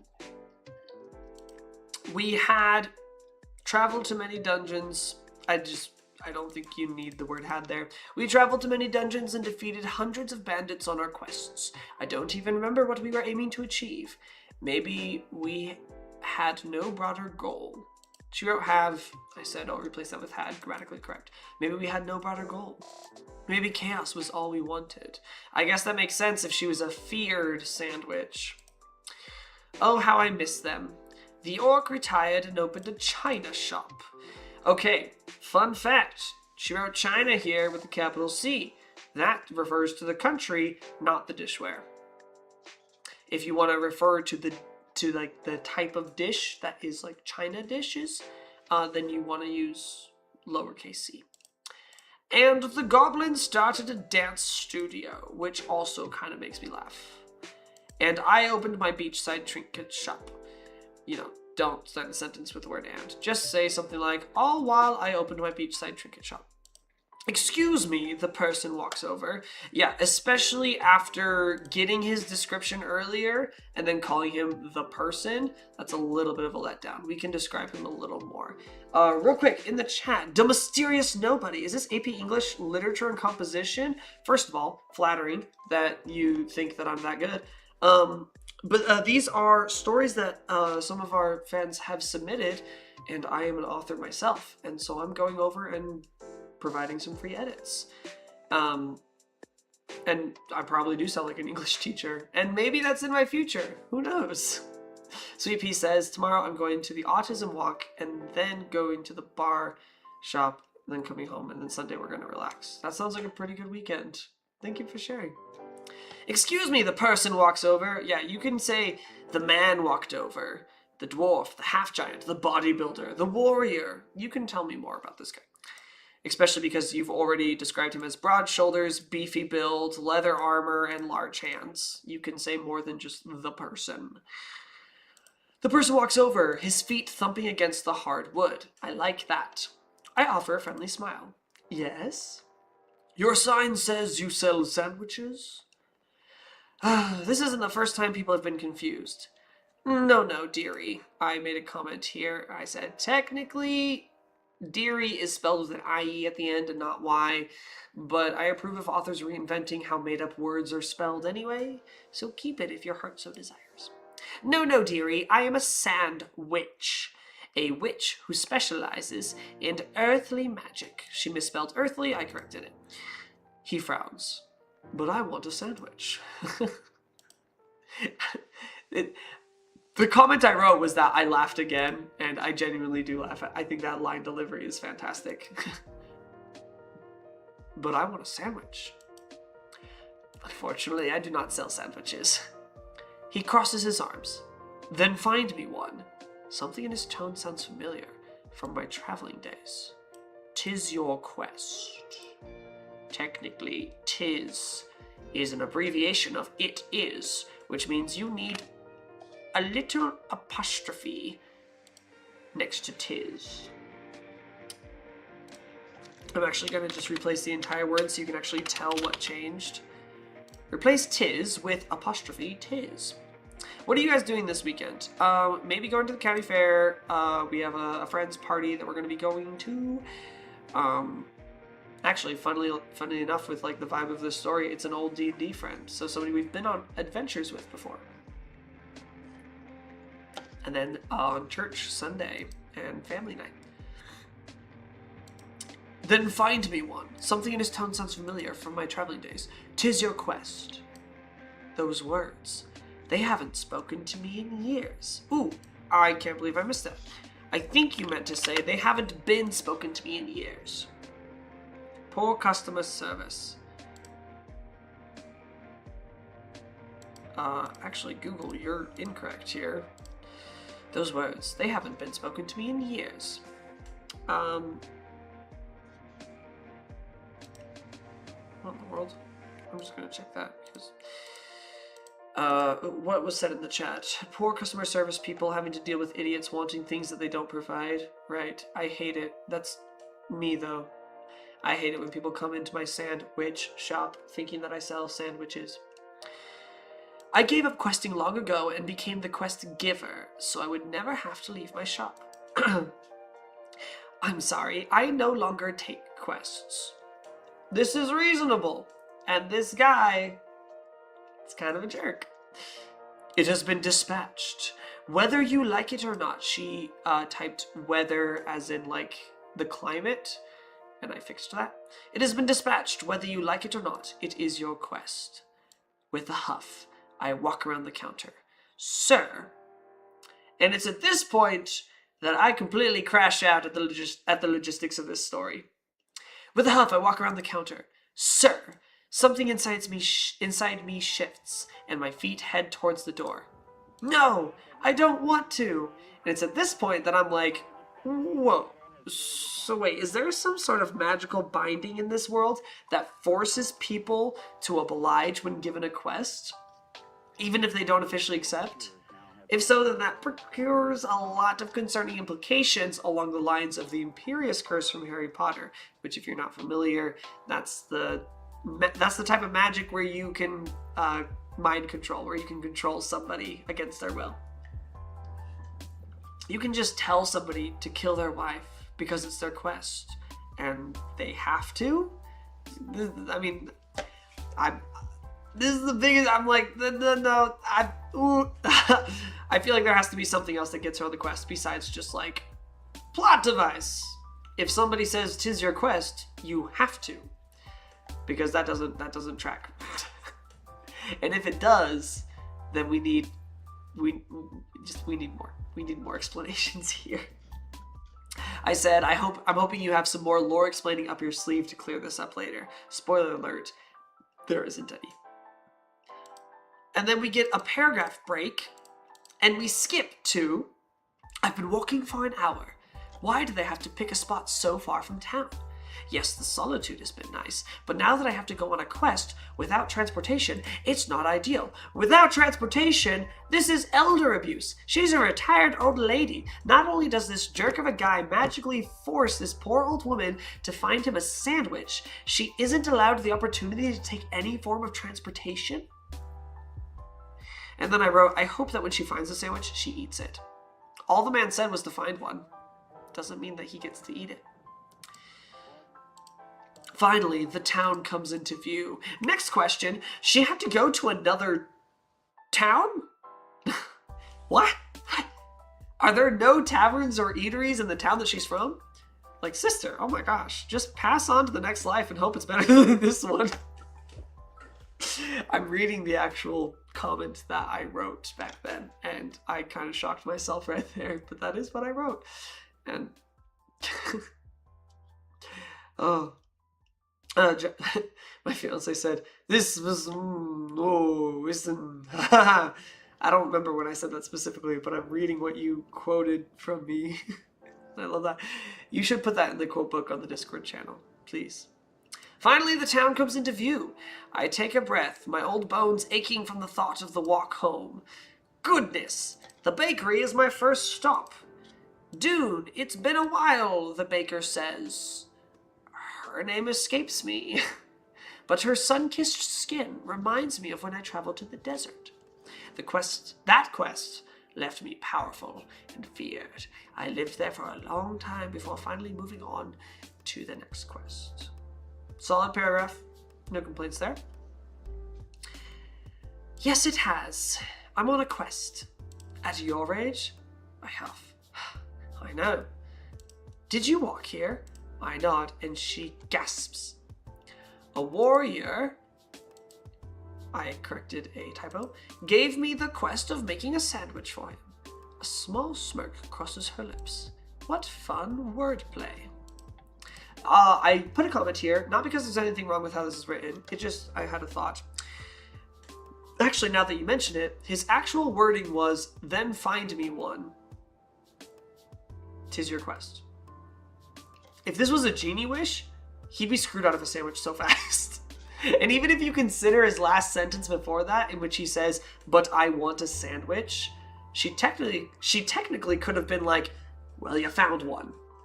You know, gesturing to herself, because she's a sandwich. Because verbal commands don't specify spaces, word count, or spelling. And then she could have just zapped him with a lightning bolt, roll the credits. I'm just saying, like, the magic of this, mandatory quest is not adding up. The confusion is made every so often, but this man is the first to have the gall to thrust a quest upon me for one. He giggles. Wait. What? Hold on. No. A small smirk crossed her lips. What fun wordplay. So, the baker changed genders, changed pronouns. Wild.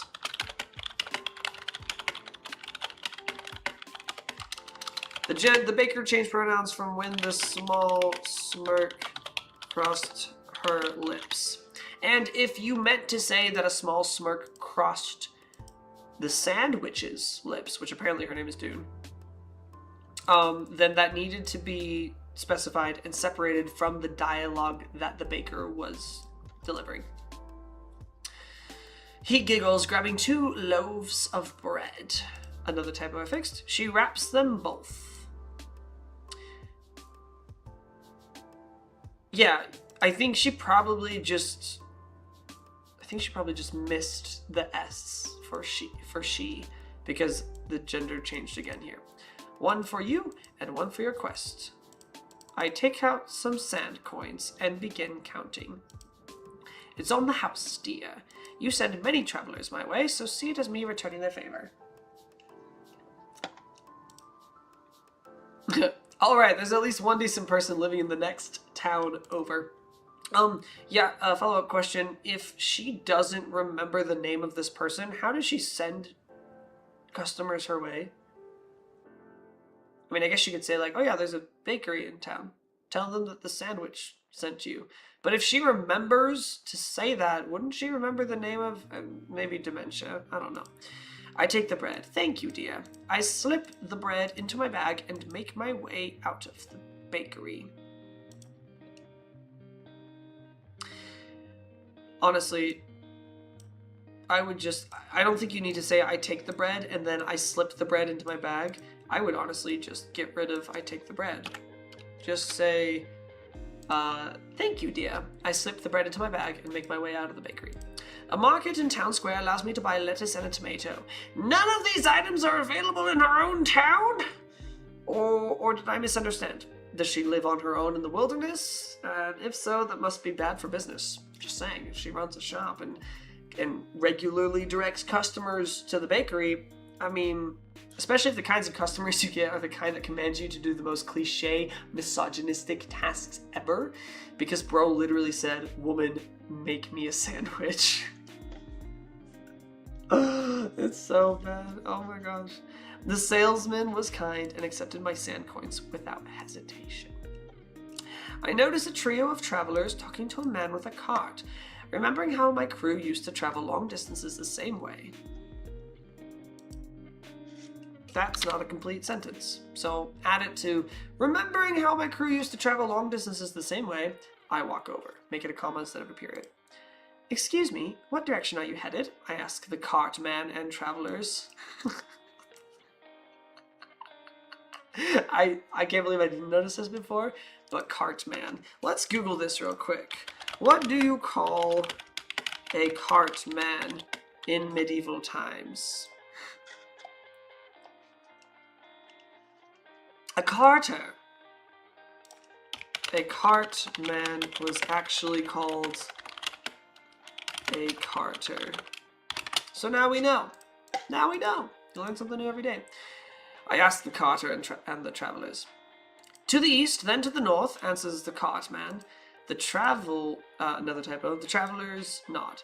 I smile. Do you mind taking me to the east? I am headed to the beach side, and my feet ache from the walk here.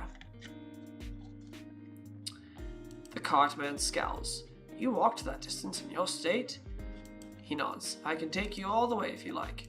I wave a dismissive hand. You'll be cutting my walk in half. That's more than I need. Thank you. Another typo I fixed. The cartman nods. The trio and I climb into the back of the cart. I would say you don't need like a whole new paragraph to say that. No, don't delete the paragraph. I would just say, hold on.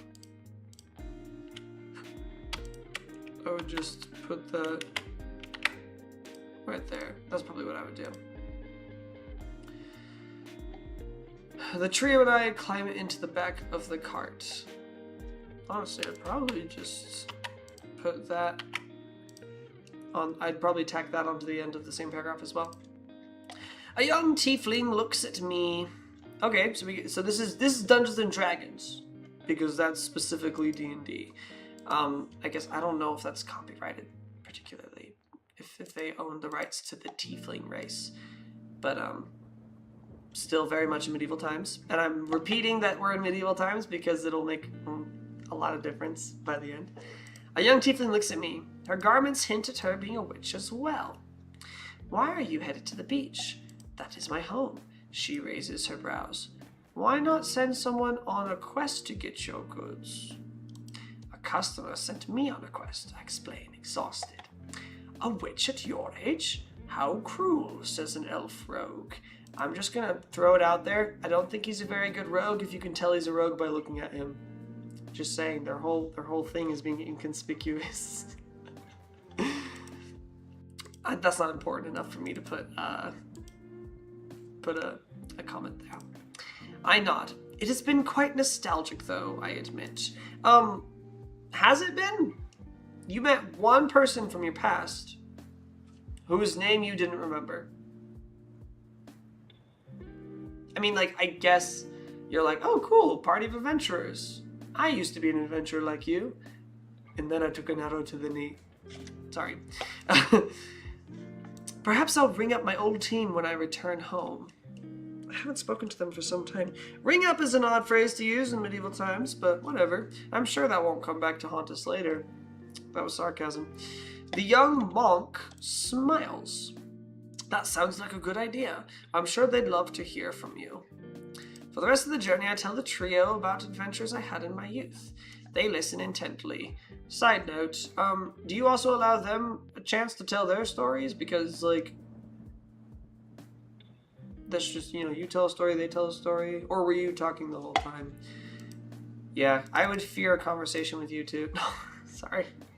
I'm trying to be funny, but I'm trying to be lighthearted. When the cart stops, I move to get off the cart. Honestly, when the cart stops, I would just say I dismount or I disembark. When the cart stops, I disembark. The three help me, and I wish them well on their travels and invite them to come to my shop anytime. Awesome. Question. If they took her to the beach, did the wheels of the cart go in the sand? Because if so, that wouldn't work very well. I finally return to my shop, and the man is sitting behind the counter sleeping. The bro took over her shop and found himself a nice cozy spot behind the employees only sign. That's crazy. Curse him. Jinx him. Make him explode. Do something. That's crazy. I clear my throat and he jumps awake. Finally, he groans, standing now. I hate him. I go into the back room and assemble the sandwich in my kitchen. I come back out and hand it to him.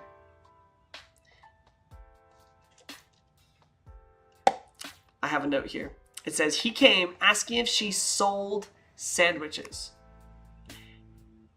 He doesn't pay for this sandwich.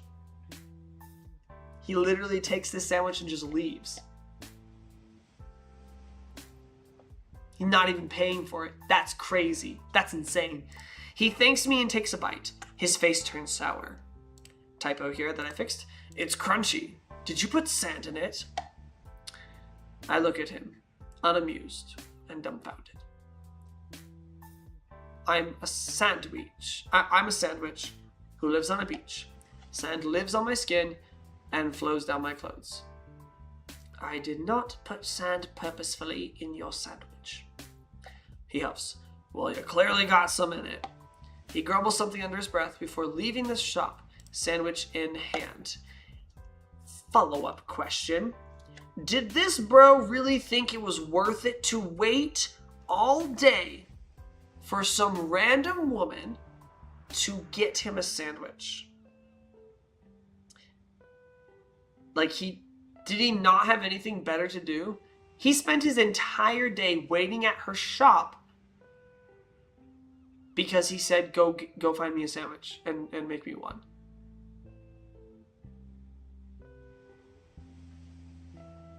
Like, it would have been faster if he just went to go get one.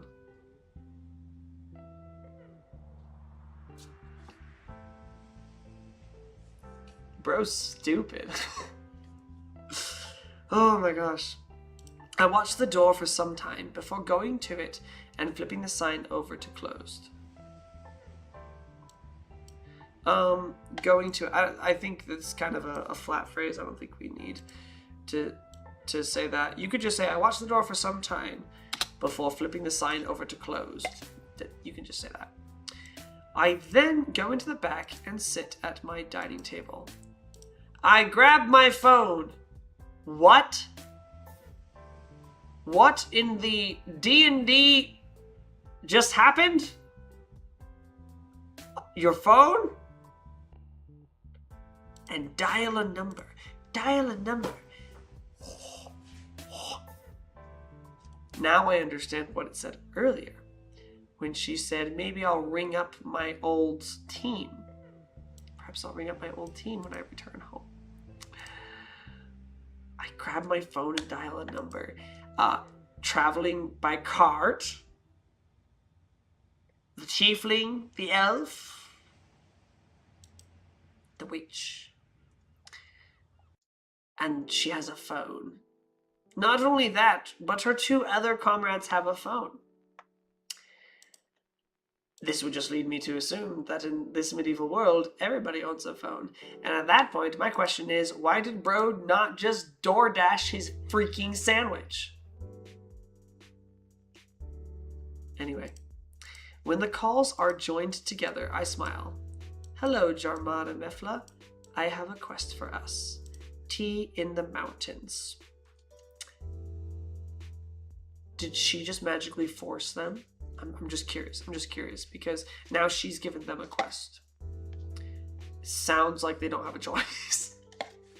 Anyway, thank you so much to Lizz for sharing your story. I definitely enjoyed the absurdity of the customer's request and the nonchalant attitude of the main character. I think overall the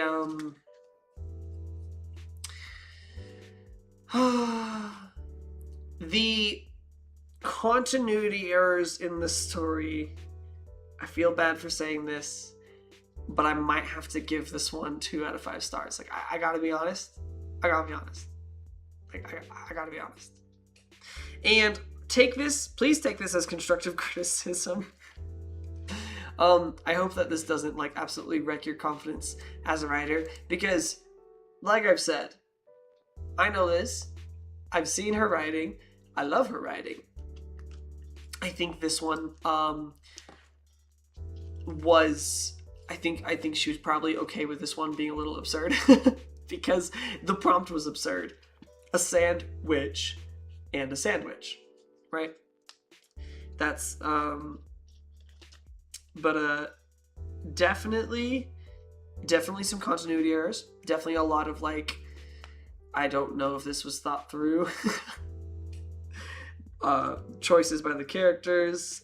The world building was a little off. Not gonna lie. So I would give it. I'd probably give it 2 stars. 1 star knocked off because it didn't follow the prompt. Another star knocked off because of the story continuity, which really wasn't there. And then there actually were quite a bit of sentence structure errors, incomplete sentences, and a lot of typos, which typos are fine. Those can be really easily edited. But yes, I hope that we do get to read more from this author because, like I've said, I've personally worked with their other works, and I actually own one of their books. Hamilton House Hauntings. So I would highly recommend checking it out because this person is a really skilled author and they have a lot of good advice to give. But for this specific installation to your portfolio, I'd have to give it 2 stars. That's just... I don't know how to say that without being mean, but I feel like because I also like I've said, like I know this person, I've been like on phone calls with them and such. I'm sure that like if she comes back and watches this section of my live show, she'll see and be like, yeah, that's valid. Like, she'll be able to, like, I bet most of the things that I pointed out were things that she didn't even think of. So just know that, just know that when you come on and watch this, that I love you very much. And like I said at the beginning, my purpose is not to demean or insult, just to provide the constructive criticism to say, ooh, you want to watch out for this, so that we can build and be better together. So thank you everybody for joining us for that one. This one is one of my favorite submissions that we got because it's one of the most entertaining ones. You know, not gonna lie. Okay, we are on to our very last story. And then we're gonna vote. Nope, sorry, we already did this one. It's this one. This one was submitted by our friend Annie on the Discord server. She is one of our moderators. She is a skilled author working on her she's editing her book, which I believe she's preparing to publish very soon. We're very excited for that. And so we're gonna read her submission for the sandwich story. Starting off, many thousands of years. Oh, it looks like I only have a few comments here, so we'll see if that changes. Many thousands of years ago, I will suggest indenting. Ooh, hold on, I gotta be in suggesting mode. Oh, I'm so congested, I apologize. I'm actually gonna take a quick intermission for my own sanity.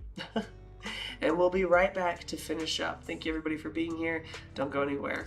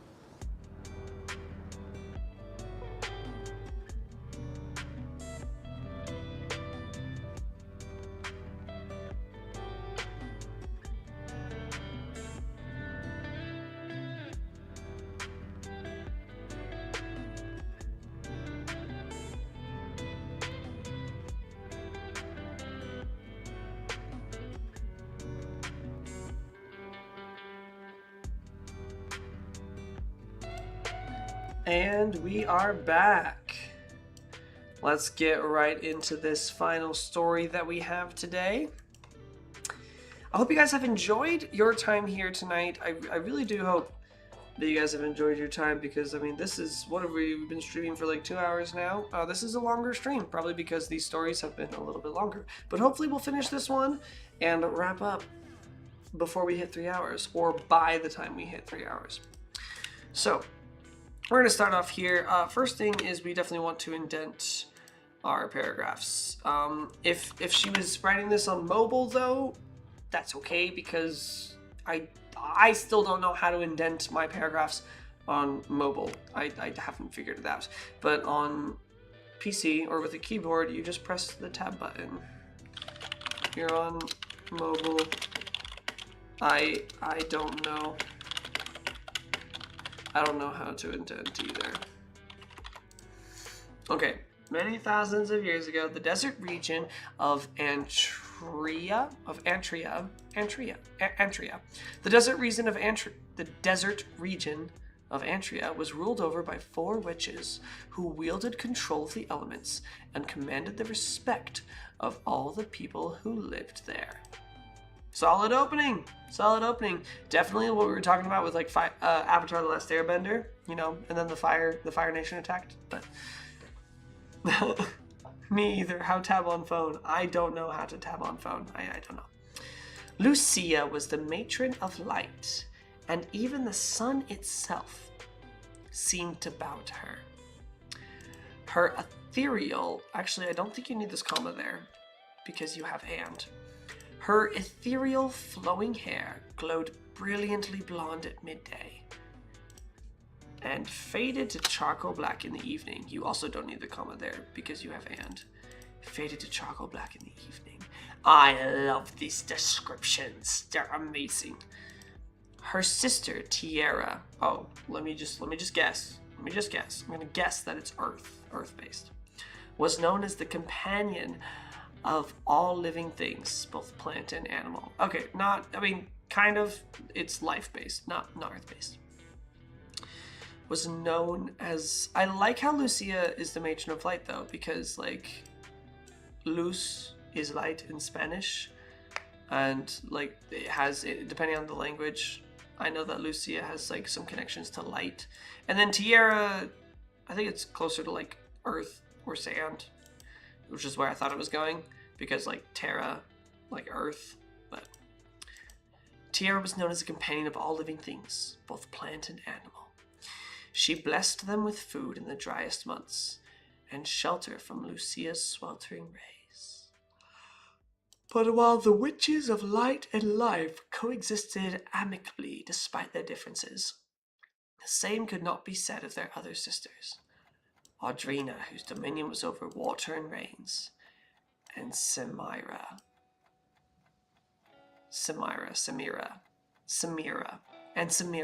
who ruled over the sands and the winds.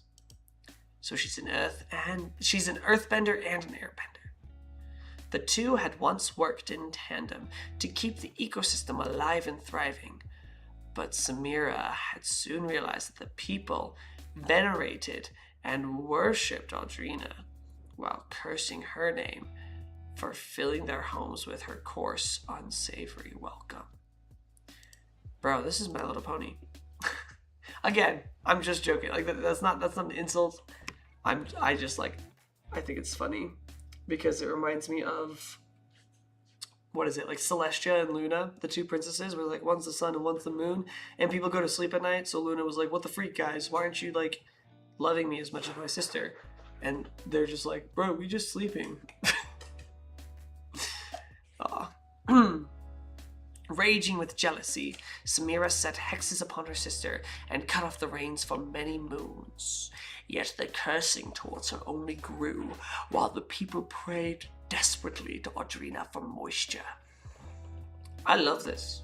This is wonderful. It was said she planned to destroy her sister entirely, which would have been no small task, offing an immortal witch. But Audrina was not one to give herself up so easily. And so the two battled mightily for years, stirring up sandstorms and howling gales.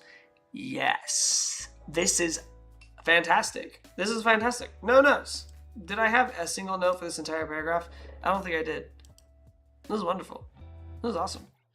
Keep it up. Keep going. Sweet Peas is still here. I'm very glad. Thank you for sticking around. But at last, Audrina captured Samira and locked her in a fortress so deep beneath the ground that her powers had no effect there. The people rejoiced, and a great river... Ooh, another comma that you don't need. The people rejoiced. I'm going to start that over.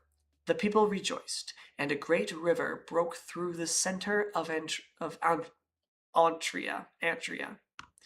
Whatever. filling the land with fertility and prosperity. The sandwich was vanquished, and all the words... Personally, I think I might have capitalized this if I were the one writing. It sounds like a proper title, but that's up to you. Yeah, I would capitalize sand and witch. I think it would just look better like that, because it's like she's not just a sandwich, she's the sandwich.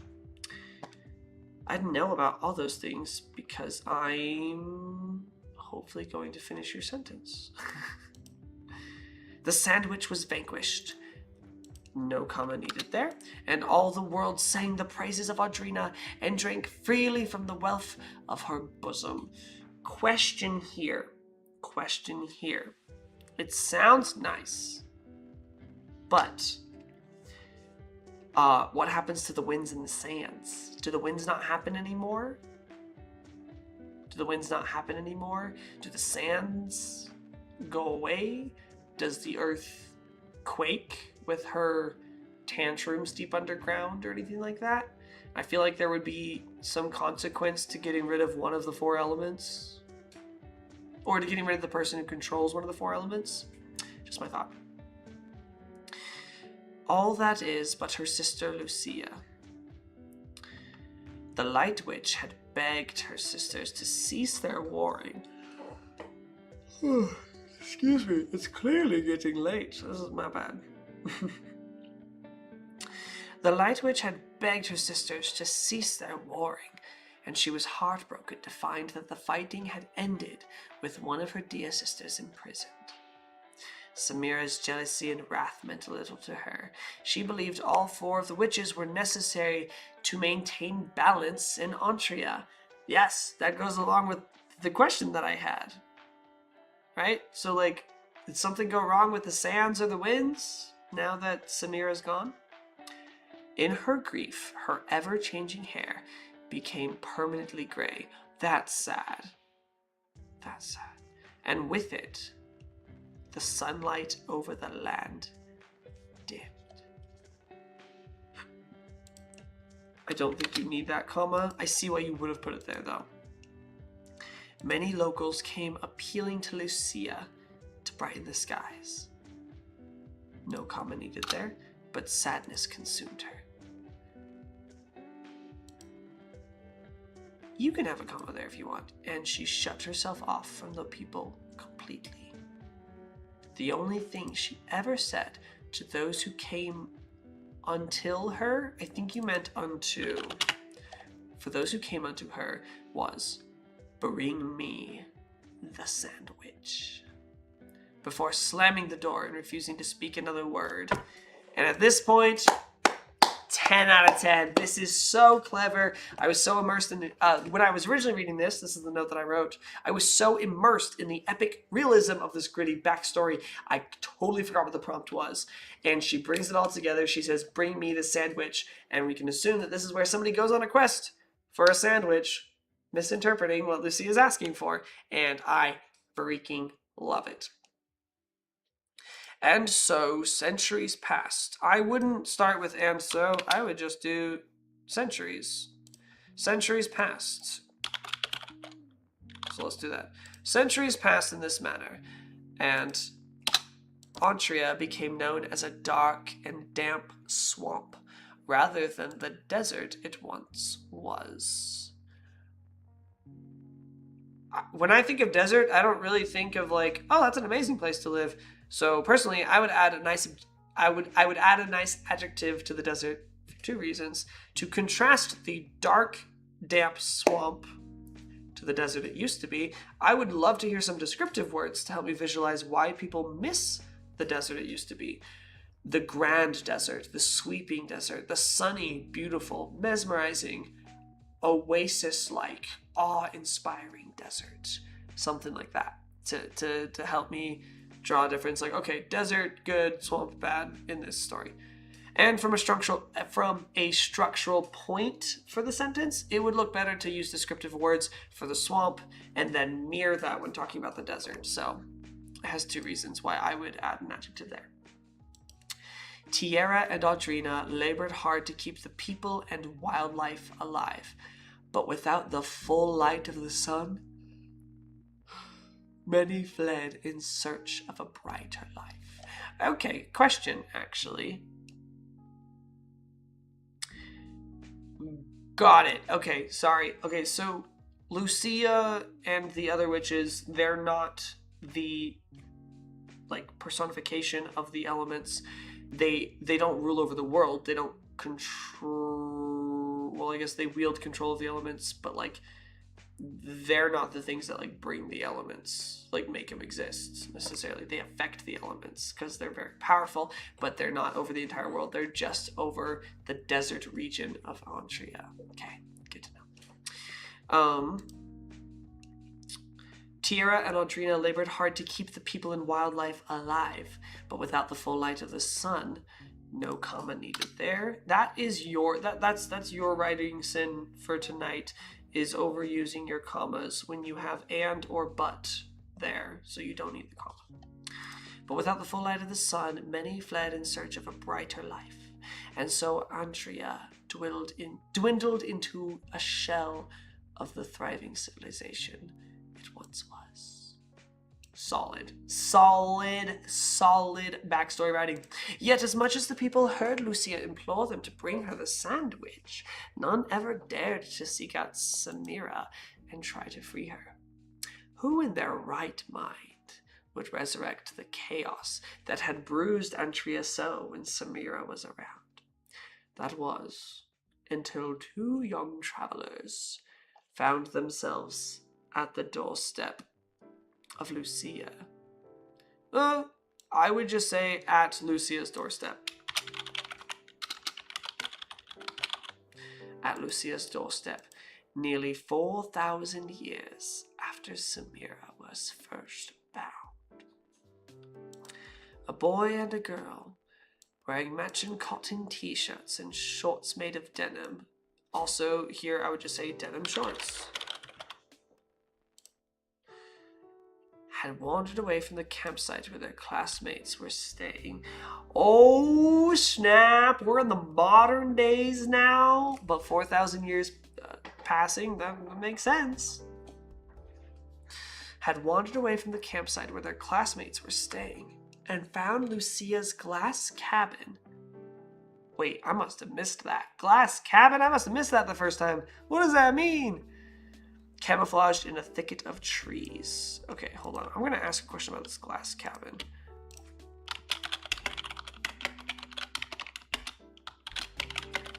Not that anything's wrong with saying that there's a glass cabin. I'm just super intrigued. I'm like, what does that mean? A cabin made of glass. I want to know more about that. Camouflaged in a thicket of trees. Well, yeah, it's camouflaged. It's see-through. So you can't see it. It's invisible. The girl with freckles on her cheeks and two thick braids that hung by her ears. And the boy with wild green eyes and hair that was never quite tamed. Okay, so I was speaking before to you guys about how I like it when physical descriptions are brought about as soon as they become relevant to whatever's happening in the story and not just as an info dump, right? So I would say the first major thing I would suggest doing differently,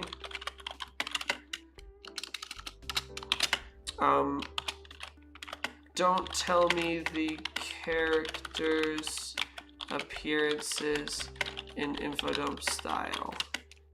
Let the physical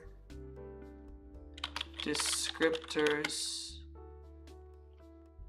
be provided as they become relevant in the story through actions or dialogue, or narration. Okay. They were not the usual visitors coming to plead on behalf of the sun, but Lucia could not have known this when they knocked. And so, sorry, I'm yawning. And so she spoke in her usual deep growl. bring me the sandwich. She did not even bother to open the door. She knew they could hear her. And like all the other travelers that came to her door, they would do nothing with her words, and balance would never be restored to Andrea. But there was something different about these two young people who approached her now. And the girl smiled slyly at the boy as a piece of cheese fell to his feet from between the two slices of bread he was holding. Oh, and that's a pretty solid starter. I'm gonna read the note that I wrote as I was done with it. I said, honestly, my first read through, I hardly had any notes. This is fantastic, which I'm not surprised by. Just a few suggestions and edits, nothing glaringly wrong at all. My only question is the time period, but you said 4,000 years, which more than makes up for a medieval age fast forwarding to a t-shirt age. Well done. Well done. And yeah, I think this is the one that I probably had the least amount of, maybe next to my fiance's, the one that I probably had like the least amount of notes for. I think it's a great setup. No glaring plot holes. A promising premise. A promising promise. Maybe. Who knows? But yeah, I mean, this is fantastic. Out of 5 stars, it deserves a 4 or 5. But I would say I like never give out 5 stars if I can help it, because if it has 5 stars, I want it to be like, oh, that is perfect. That is 100% no notes kind of a thing. Throbbing, thank you so much for coming into the chat. Hello and welcome. But if I give 5 stars, I want it to be like, I want to give 5 stars because it's like, dang, like that was perfect, right? There are a couple of things here. I would say if I were to knock off a heart for anything, I would knock off a heart just for the fact that this entire thing is info dump. And I think it's info dump done okay. I would say like it's still like done well. I'm not reading this being like, oh, this is such a boring info dump, but like, I would say that like, as far as a starter, it's amazing. I'm literally like hovering between 4 and 5, but I think I can't give a 5 because there are some things that I would say. The info dumping is particularly info dump like, specifically just right here with the character descriptions.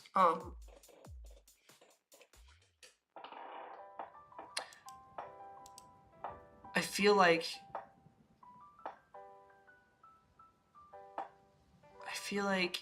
this whole section, like everything before the 2 young travelers show up is awesome prologue.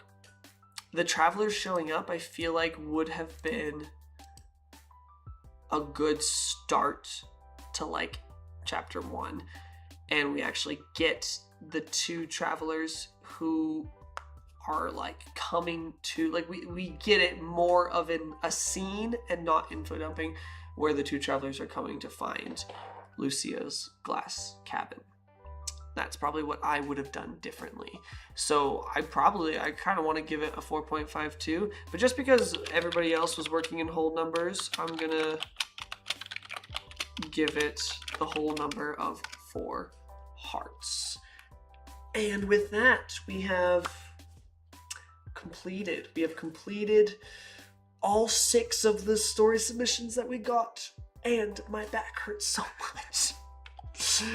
Okay, but overall, let's see, okay, so the top 2 that were voted for were my fiance Jocelyn's stories, and my fiance Jocelyn's story, and our friend Annie's story. They both got 4 hearts. And then Shiloh's story, which we read today, got 3 hearts. And then the initial sandwich story, the shortest one that we read, and the Sand Witch story. That was actually just like a full complete short story. Those both got 2 hearts. And then my sister's story, which was the most cursed of all, got 1 heart. And I will not rescind that.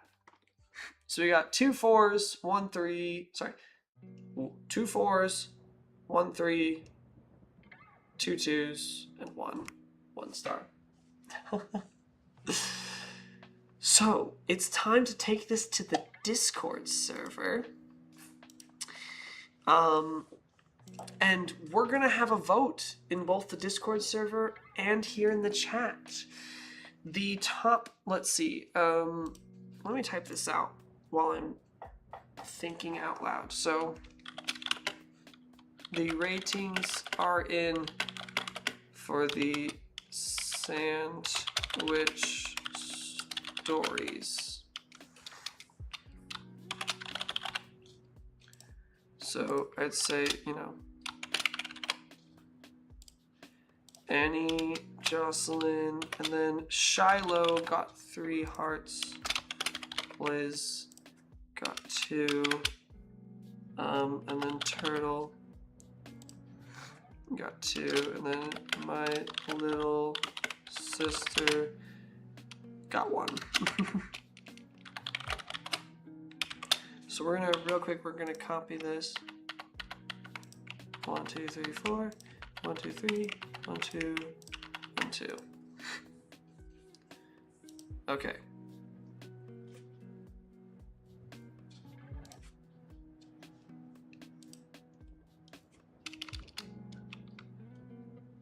Okay.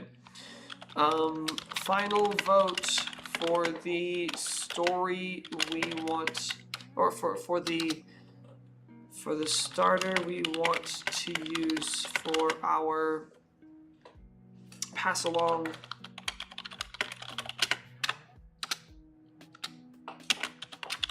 Vote. Okay, so I'm starting the vote in the Discord server. The final vote for the starter we want to use for a pass along story, and votes from the live stream will be taken into account as well. Let's do the poll. Who's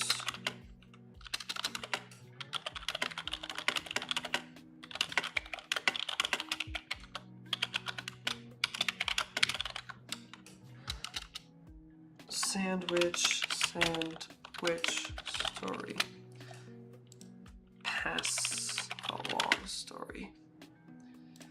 And there are 6 options because I'm letting everybody be an option.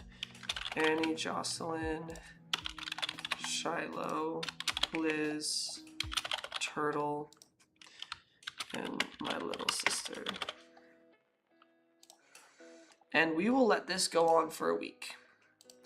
I will allow multiple answers, because why not? And we are posting the poll, and I'm going to tag writers, writing parties, and events, because why not? Okay, awesome. I don't know if there's anybody left in the chat who would vote. If you guys have a vote, please throw it in right now.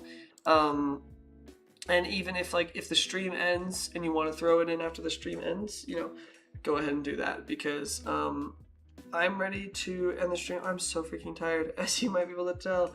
It's 11:30, so it's going on midnight right now. But thank you everybody so much for being here. I forget that the camera's right here. I see the chat and me right here, but you guys are right here. I hope you guys have a wonderful evening. Make sure to eat your banana pancakes. Vote in the chat, vote in the comments, vote on the Discord server if you're over there. And in the meantime, I hope everybody has a wonderful night. Remember that the world is a better place with you in it. And eat your banana pancakes. Have a good night. I love you all, and I need to get my outro music ready because it's not ready. This is the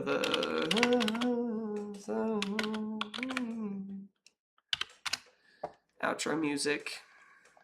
What the heck? Where is my outro music?